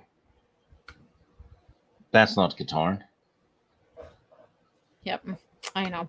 All right. So let's get to Mara Jade. So what do you like about Mara Jade, Stig? She's hot. Okay. Besides that. Mara Jade, I wouldn't say she's the best written character because it is a bit of a stereotype to have like an assassin hench person turn around and join the heroes, right? That's been done Mhm. before. But the thing with Yeah. Mara Jade is that every time she's, I guess, on screen, it's always entertaining. So Mara Jade is very entertaining as a character, which is good because that's what you want from a piece of entertainment, right? Yeah. Yeah. And and we see her evolve from the Thrawn trilogy being written like in Allegiance and other novels, all the way into the duology, the Thrawn duology, and in the New Jedi Order, and finally in Legacy of the Force, where she is killed by her own nephew. And so she does have an amazing character arc.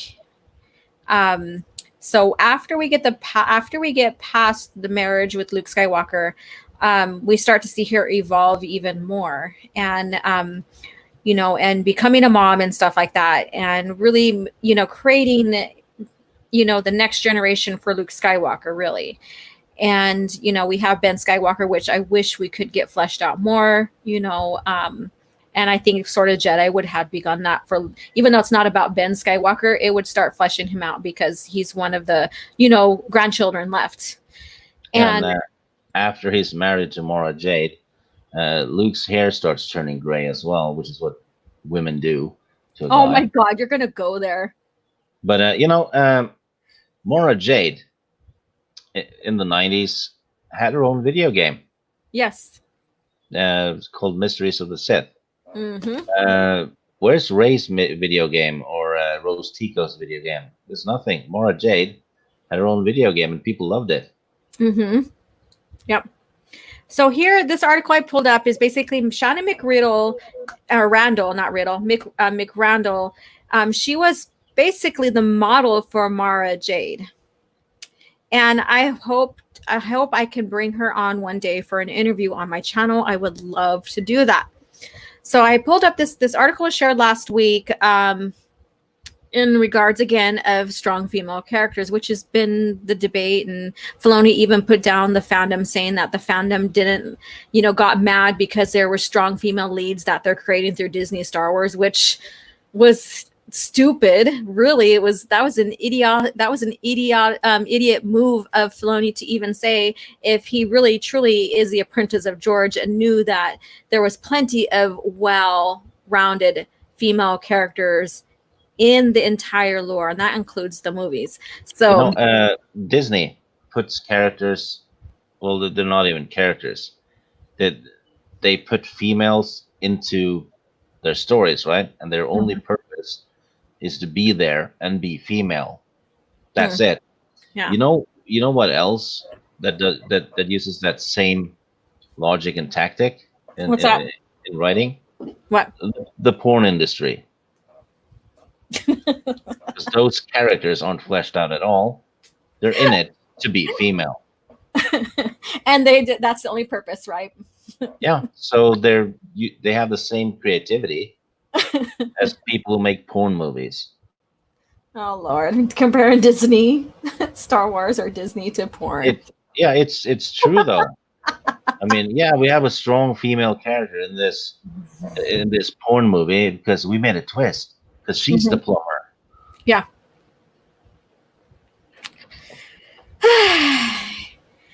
Stig, you're amazing.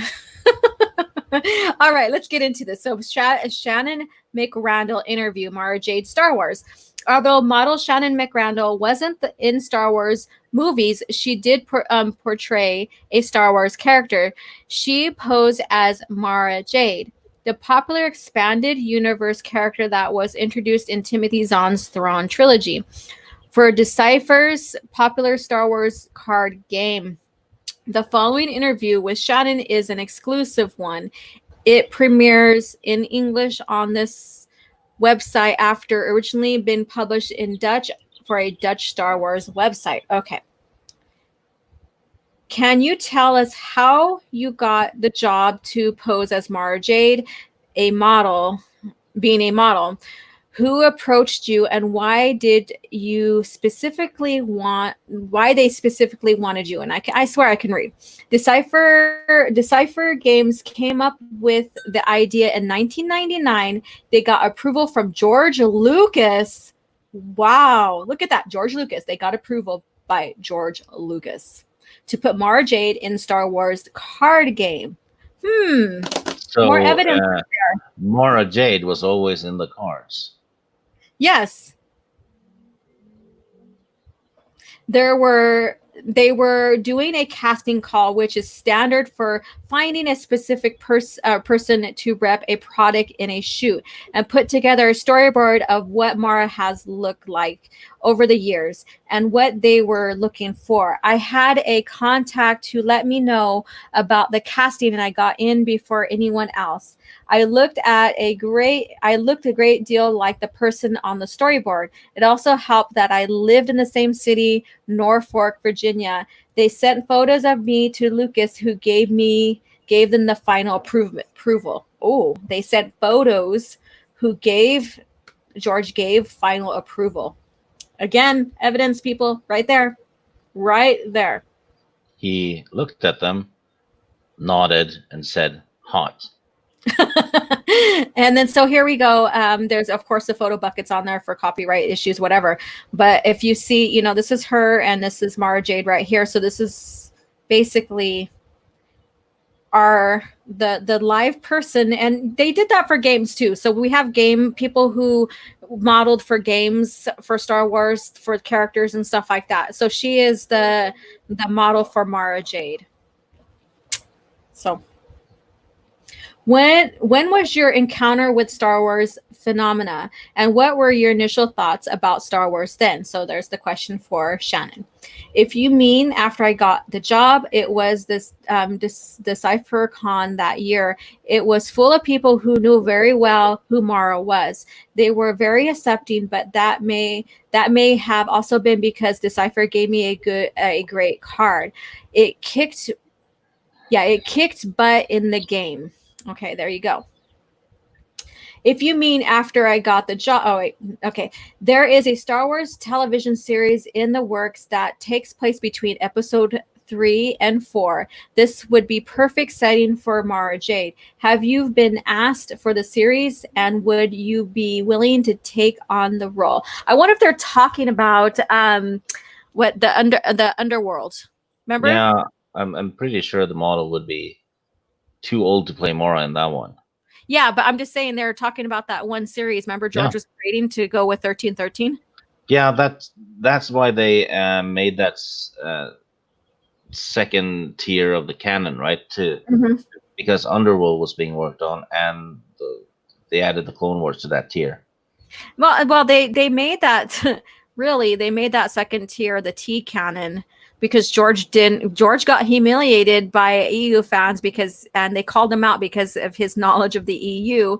And so he didn't want the Clone Wars to be a part of that. But of course, it's not part of G canon. So they made the T canon for him, but they never put in like the Christmas special. They never put in the Ewok or the Droid series. None of the movies, none of the television stuff was put in that. It stayed in EU. Now, if George created the underworld, then I'm pretty sure it'd probably be in G canon.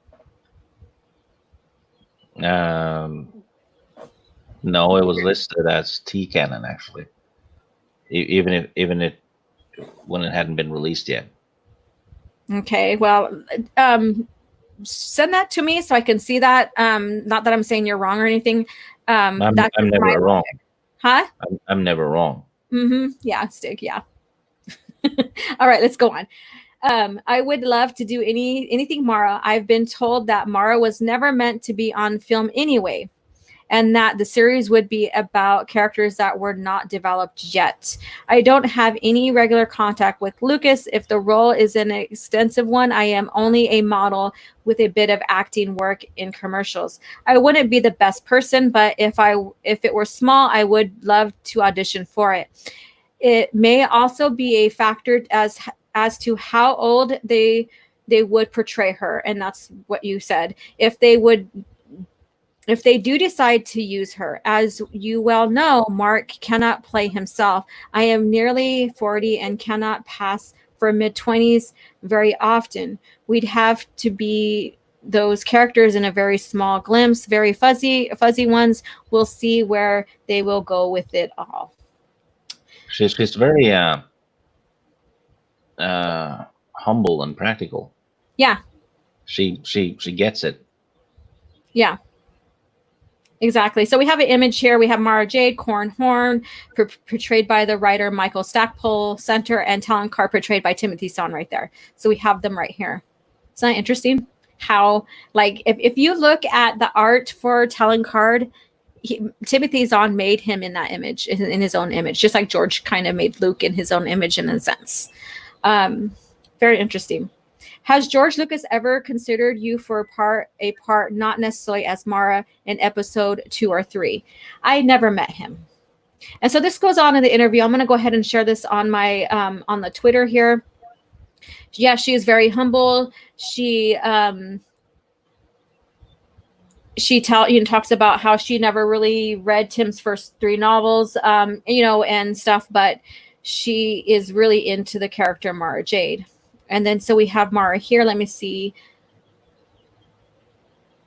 What are you currently doing regarding the new project? So we have right here Mara Jade in the palace where Stig, you were saying that there was that you were trying to find it. I'm going to go ahead and get out this article, but you were trying to find that bit where George was going to go ahead and put Mara Jade in the special editions of the OT Return of the Jedi. Yeah, there was. I saw something about that back in. It's a long time ago, and my memory of it isn't clear at all. But I seem to remember George when he was talking about the stuff he added to the special editions that he had considered putting Mora in the background at Jabba's palace, just like a tiny little cameo, and someone dressed as Mora in the background. And he also talked about shooting a little scene where Boba Fett crawled out of the Sarlacc. Yeah, I did find a link to that bit though, because it's on the DVD commentaries. George talks about the Boba Fett stuff there, but I can't find the Mara Jade bit. So since I can't back up that claim, even though I know I heard it, and or saw it or whatever I did, take it with a grain of salt because I can't verify it yet. If I do find it, I will verify it. But yeah. So Lethal Lightning shares here because I wasn't looking at the comments. I was reading and stuff. And he said, Lucas saw the photos of Shannon McRandall and I have the photos saved on my desktop. He asked me if he wanted me to send them. And I said, go ahead. So maybe and we'll get them here soon if he sees what I sent him in the chat and say right here. Let's see here. Wiki Stacks. Hi, OG. Long time no podcast. Hi. I know I missed you guys last week. Sorry about that. I am so glad to be with you guys today. And I look forward to next week. I always look forward to these. If Lucas was not involved with the EU, then Luke would have been killed by Karen Travis. Jason would have killed Luke Skywalker. Yeah. No. Luke would have wiped the floor with him and made him a bitch, just like Jaina did. I think there's people that wanted to kill Luke, some authors. So then they all lost. Yeah, so we wouldn't have not really known exactly, but there was different scenarios where the some of the authors were like, let's go ahead and kill Luke for the dramatization of this, and if George wasn't there to say no, then we may have Luke dead sooner than anything. So I mean, let me go look at my Twitter. So yeah, but I think it's all interesting, like, because we have Rensler and me and Stig were talking about this before we came on. And let me go ahead. Ooh, that's nice. Save. About we were talking about Mara Jade earlier before we came online. Open up. There you go. Wait, no. This thing's not cooperating with me. There has to be something always something with my tabs. There we go. And now what was I saying? I lost my train of thought because that distracted me. That's what she said.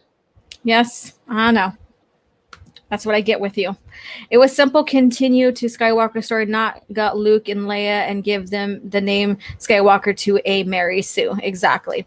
All right, I'm going to share this photo here. It is gorgeous, gorgeous photo. Let me get out of this real quick. Let's see here.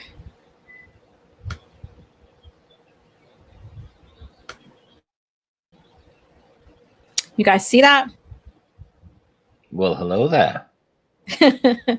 Look at that. Gorgeous right there. And you could just see like a Mara Jade like that. I mean, it was a perfect matchup. Perfect matchup. Let me get him out of the way. So I really, really I just love that. And they matched her up so perfectly. And yeah.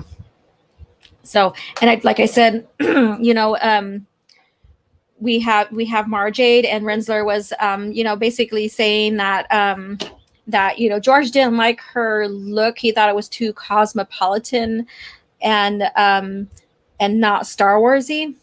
But the thing is that he approved the model for her, which the model looks just like her in the lore. And then Stig, what would you tell me that George didn't like her personality too? George did not care for Mara being a Jedi. That was it.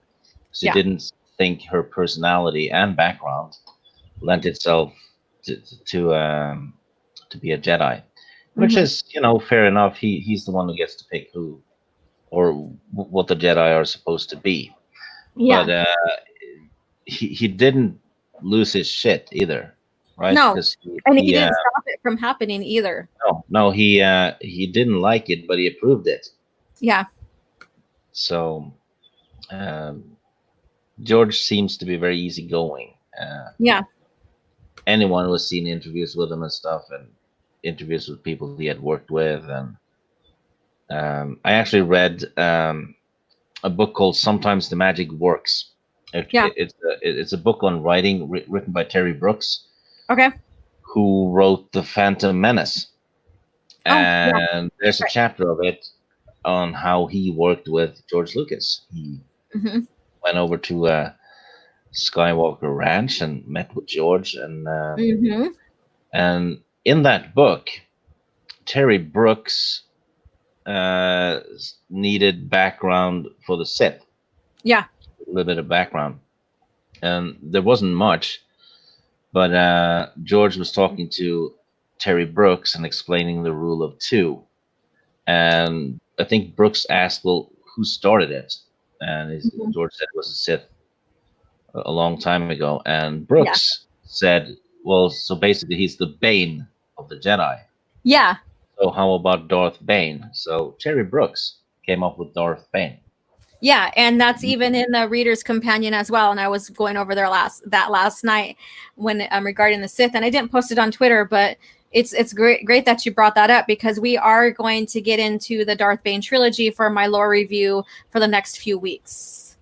So I'm pretty much excited. I'm going back into the old Republic era of timeline, getting out of the post Return of the Jedi and even the classical era, and going back, to satisfy the readers who really loves the old Republic and, the lore in that part of, the galaxy, or that part of the universe.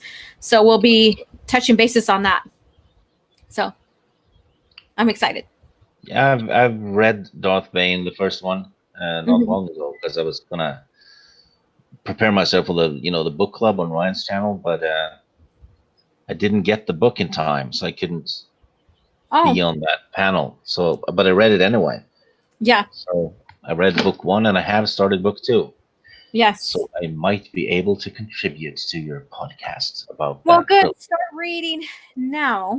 And I did read it before, so mine is more of just reviewing it now. And so you have time to pick up on it and read it and get into it. And then we can have some further discussion about that, and the rule of two and all that. I know that the book, there's a separate rule of two book, and stuff, but we could start getting into the And, alchemy of the Sith and all that. and Darth Bane is in Disney canon, even though it doesn't make sense in that one. Yeah, But, he's just named after a legion. That's all, right? no, he's in the Clone Wars. Oh, that's right. I Yeah, thought they used him. yeah, he shows up. He's voiced by Mark Hamill. That's right. That's When right. Yoda encounters the Darth Bane ghost in a tomb. Might even have been on Dagobah, to be honest. I can't remember. But and then they're retconning that with the High Yeah. Republic Yeah. because they're retarded. Yeah, I know. Yeah, I vaguely remember that because, like I said, I just got turned off by the Clone Wars with all the lore breaking and stuff that was happening, and so I was like, oh, yeah, there's some good episodes. I always give credit for those good episodes and stuff, but I just it just fell out of lore for me, and I just lost interest. Yeah, Count Dooku in the Clone Wars looks like, well, his head looks like one of those heads on Easter Island. Mm-hmm. Yeah, I know. The Easter Island. Yeah, the statues there.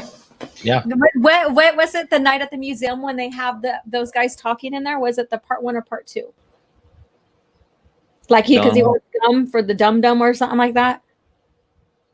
I don't know. Yeah, kind of funny. Some of you guys might remember that. I like funny, stupid shows as well. Disney knows how to keep a IP and copyrights. Disney wants a original story to own all rights.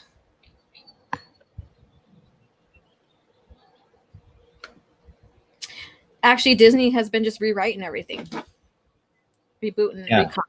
Mm-hmm. Yeah, because SJWs can't create.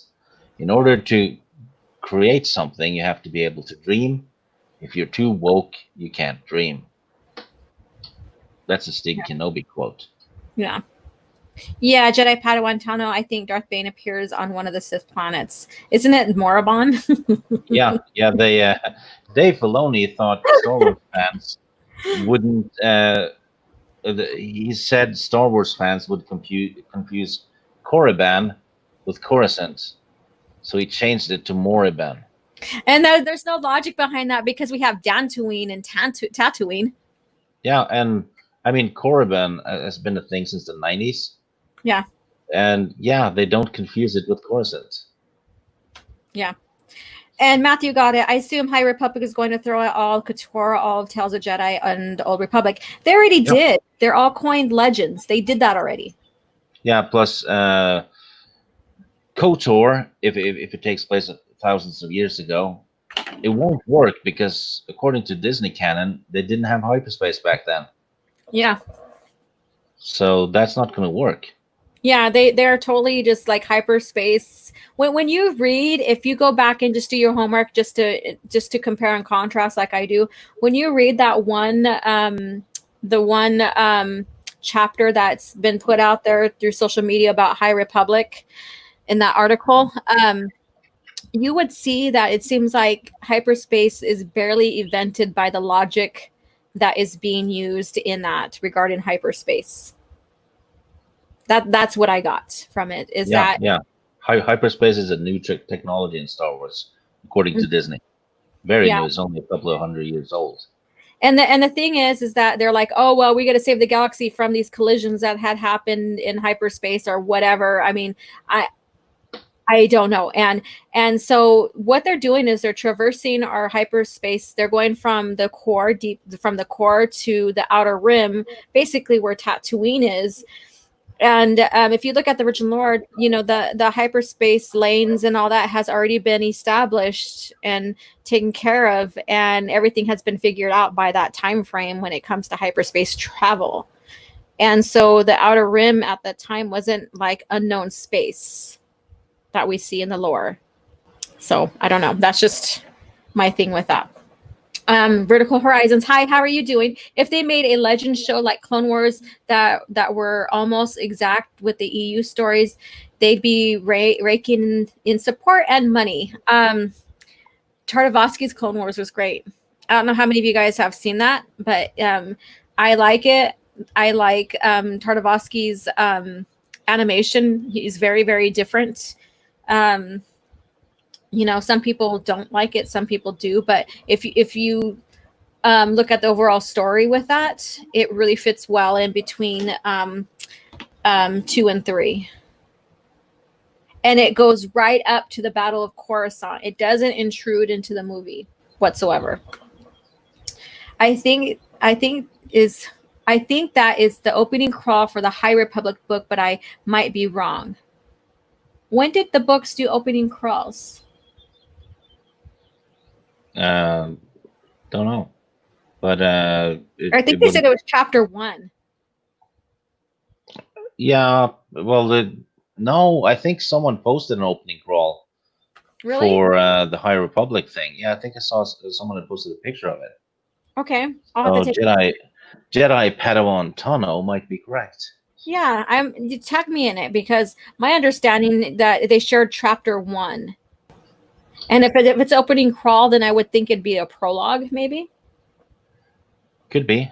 I don't know, but yeah, share it with me. So because I from my understanding, I read chapter 1, and that's what they told me that I was reading. So yeah, so can you share it with me, please? That would be great. Thank you, darling.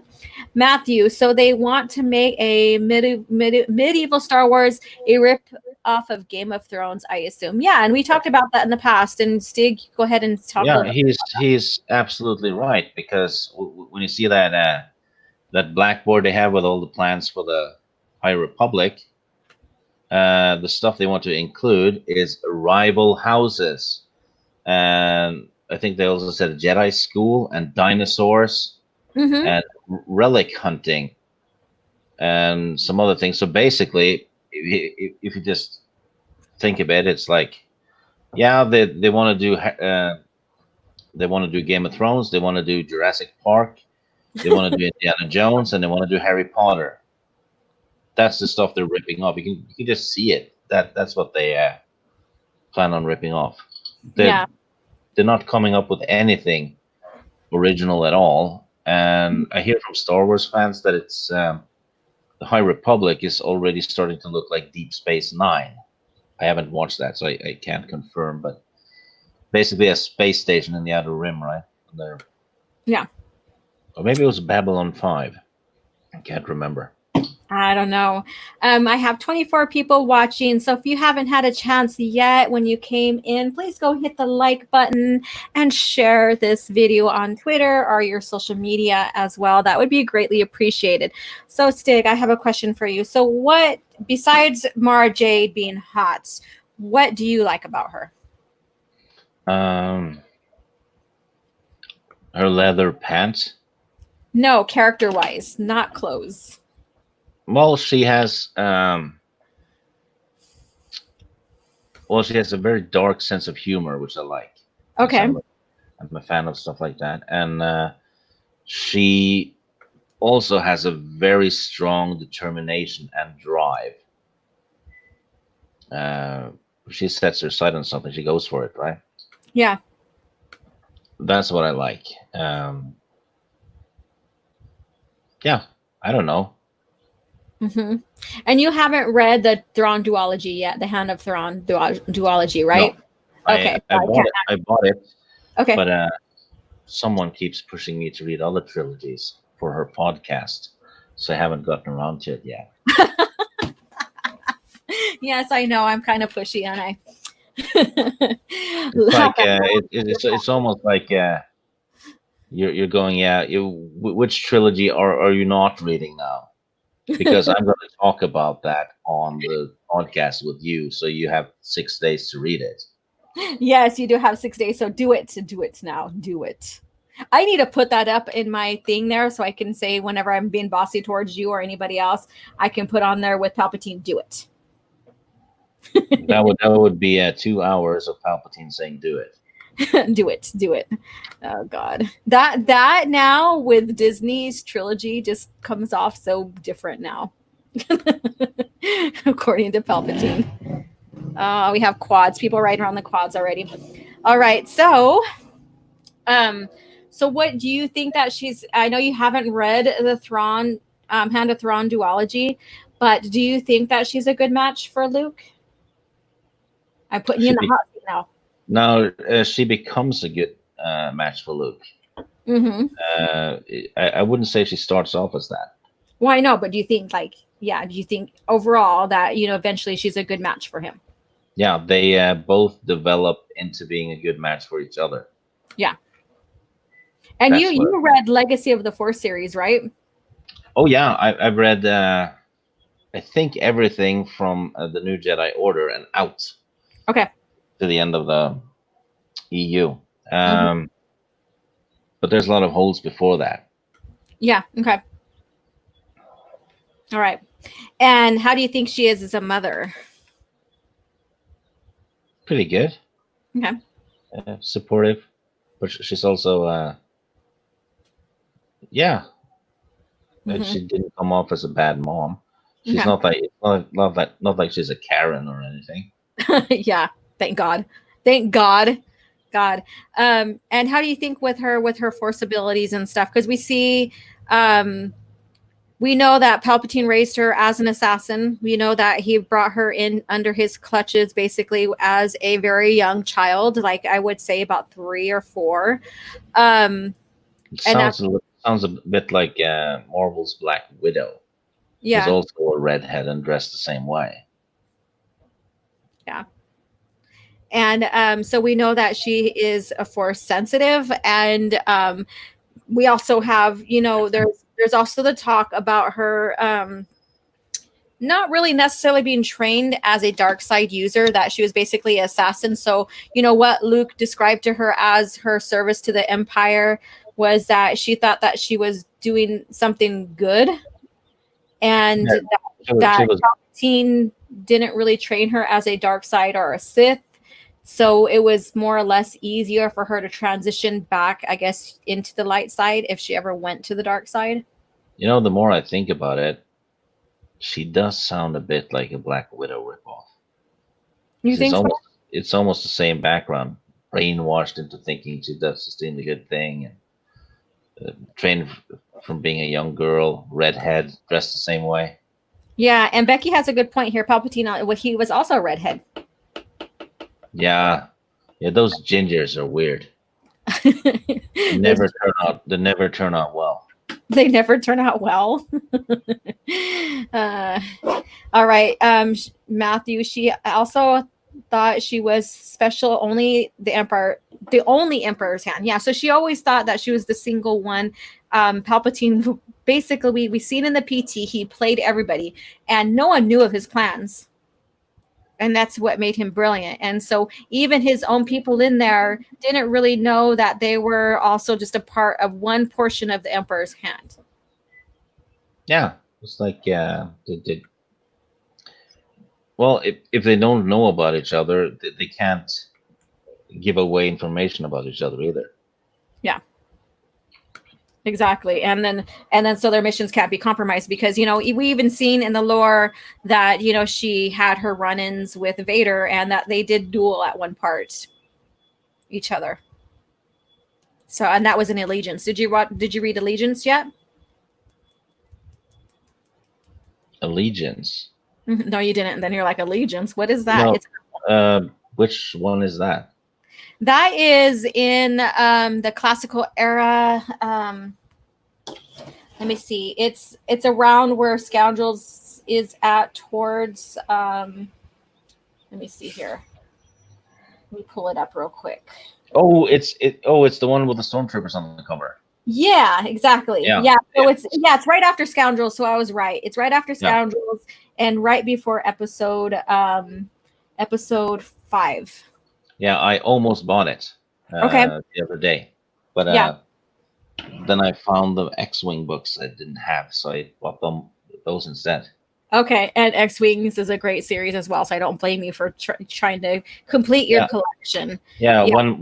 when my next haul of books arrives, I will actually own every EU novel that takes place after Return of the Jedi. Yeah. Okay. That's a little milestone, Nice. Well, congratulations. I am and so I will be taking pictures and boasting about it on Twitter okay. shamelessly. I can't wait to see him. I can't wait. Yeah, so Allegiance is a interesting read. We have her in there, and she does have a conflict with Vader, and they do duel a little bit. So it's very interesting. So she duels her future father-in-law and doesn't even know it. So yeah. So that's something. So just a little bit more history on Mara Jade before she becomes a worker under Card and his second in command. So, what did you think about her in the Thrawn trilogy as part of the smuggling ring and stuff? I thought she was very well done in that trilogy. Okay. Maybe next to Thrawn, she's the most interesting character Hmm. because she starts off as basically a henchwoman, right, for Yeah. Talon Card, but we quickly know that there's more to her, and then we start learning that she worked for the Empire, and then she wanted to kill Luke. That was her job, and I remember, oh shit, this is going to be trouble, right? Yeah. And she develops. She slowly starts to befriend Luke, I guess. Hmm. And then at the end, she's basically the one who saves the day. Exactly. And yeah, strong female lead, female character right there that Disney doesn't seem to have heard of. Yeah. Well, to be fair, Hollywood hates redheads these days, and Mara Jade is a redhead, so she's doomed. Yeah, unfortunately. And so we'll just embrace her in George Lucas era of Star Wars, and Oh, we all I can certainly embrace her if she wants. are. I'm pretty sure you could stick. I'm pretty sure you would have fun with that redhead, right?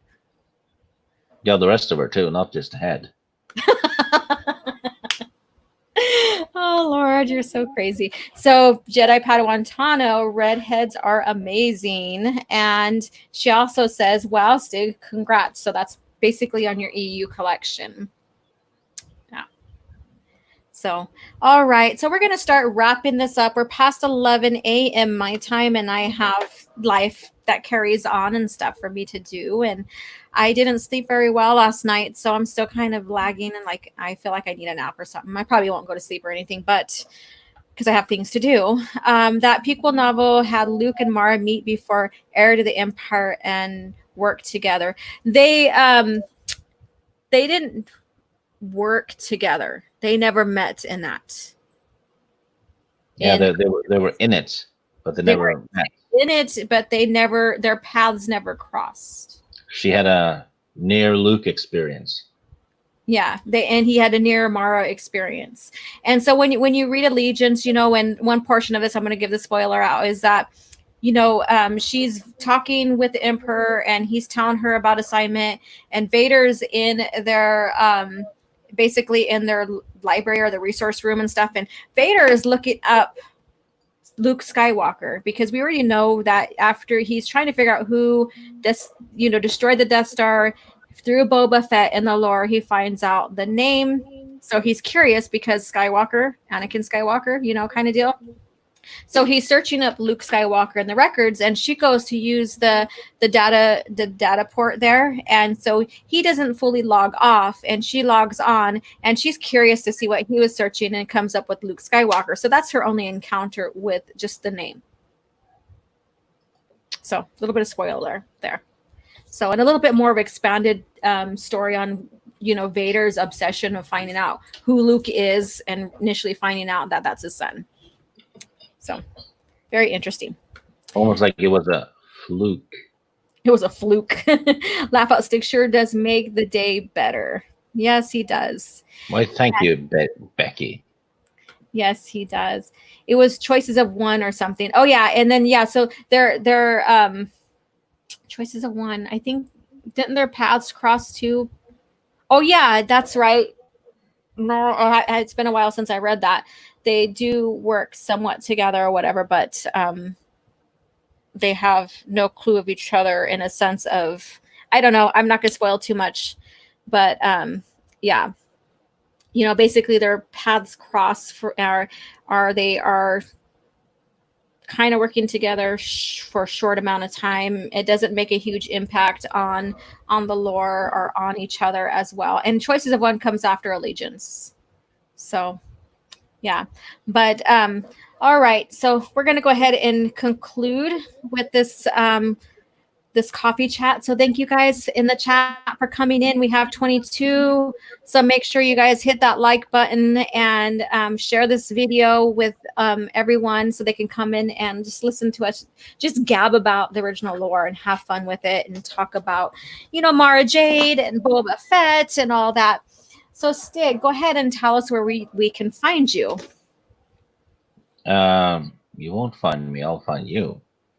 But if you want to look at my YouTube channel, it's a tiny one with some humor, I guess, if you have weird humor, and some retro stuff. But other than that, I'm usually on this channel or Christie's channel or Sporting News podcast, stuff like that. Midnight's Edge After Dark sometimes. John talks sometimes. I just get tossed around. Yeah, Like, we just toss them around like meat, just a piece of meat. That's all. yeah, it's just a mascot. If you pet my head 13 times and give me $500, that means you'll be lucky for a week. So send me money. Send me money. So send me money, please. I need it. Yeah. All right. So thank you, Stig, for coming on and, just having this conversation with me. I've had many conversations with him in the past about, him just wanting to focus on the EU. So he's very, very well versed in it and enjoys talking about it and George Lucas era of Star Wars. And that's where the heart is. And that's what my channel is initially about, is sharing the original lore of Star Wars, including the movies, the EU games, comics, all of that, characters, all of that makes what makes Star Wars as brilliant as it is. Could you highlight what Becky just said? Okay, I wasn't looking at that, but I will. Where is she? The last thing she said. And Stig loves Sweden. Becky, you're not supposed to say that, you swamp ass bitch. Oh. Carry on. And you guys don't know, they have this certain little relationship with each other, so they provoke each other, and she knows how to push his buttons, and so he pushes right back. All right, Abunas, awesome stream. You too. Glad I was able to make it back here. Thank you so much for coming back. I appreciate it as well. All right. So again, you guys can find me here. I am your Legends girl, trying to make it in this discanon world, sharing the love of the original Star Wars lore with you guys, just geeking out, nerding out on Star Wars, having that fun conversation about characters, lore, or what have you, even world building, worlds, or whatever, and the novels, of course. And so you can find me on Twitter. You can find me on Toxic Femininity once a week on Mondays with Mary Mayhem, and right now with Lorena Creole. You can find me on actually tonight with the Queen's Council, and we do have 2 special guests coming in. So we'll be rotating in and out to have those guests in there. And then you can also find me on Beta Menace once a month on Mary Mayhem's channel. And I look forward to having these live streams with you guys, whether it's on my own channel. And also I am preparing to have some special live streams coming up with Cameron and other people to discuss Star Wars and Hollywood and all that jazz, and even fans made up fan lore of Star Wars as well. I'm having some people come in for that. So stay tuned for those special announcement times and dates and come join us. And I am on my way to monetization. I'm very excited about that. So I haven't really been sharing clips from the audibles because I'm trying to make sure that I get monetized. And if you have too many copyright claims or whatever, that will slow the progression of you getting monetized. And so I'm trying to be a good girl. And so thank you guys for coming in, and I appreciate you all. You guys are all amazing in the chat for sticking through this morning coffee chat. I know that there's other things to do in the mornings, like sleep and or relaxing or whatever. So thank you again for joining us. I heart you all. Thank you so much.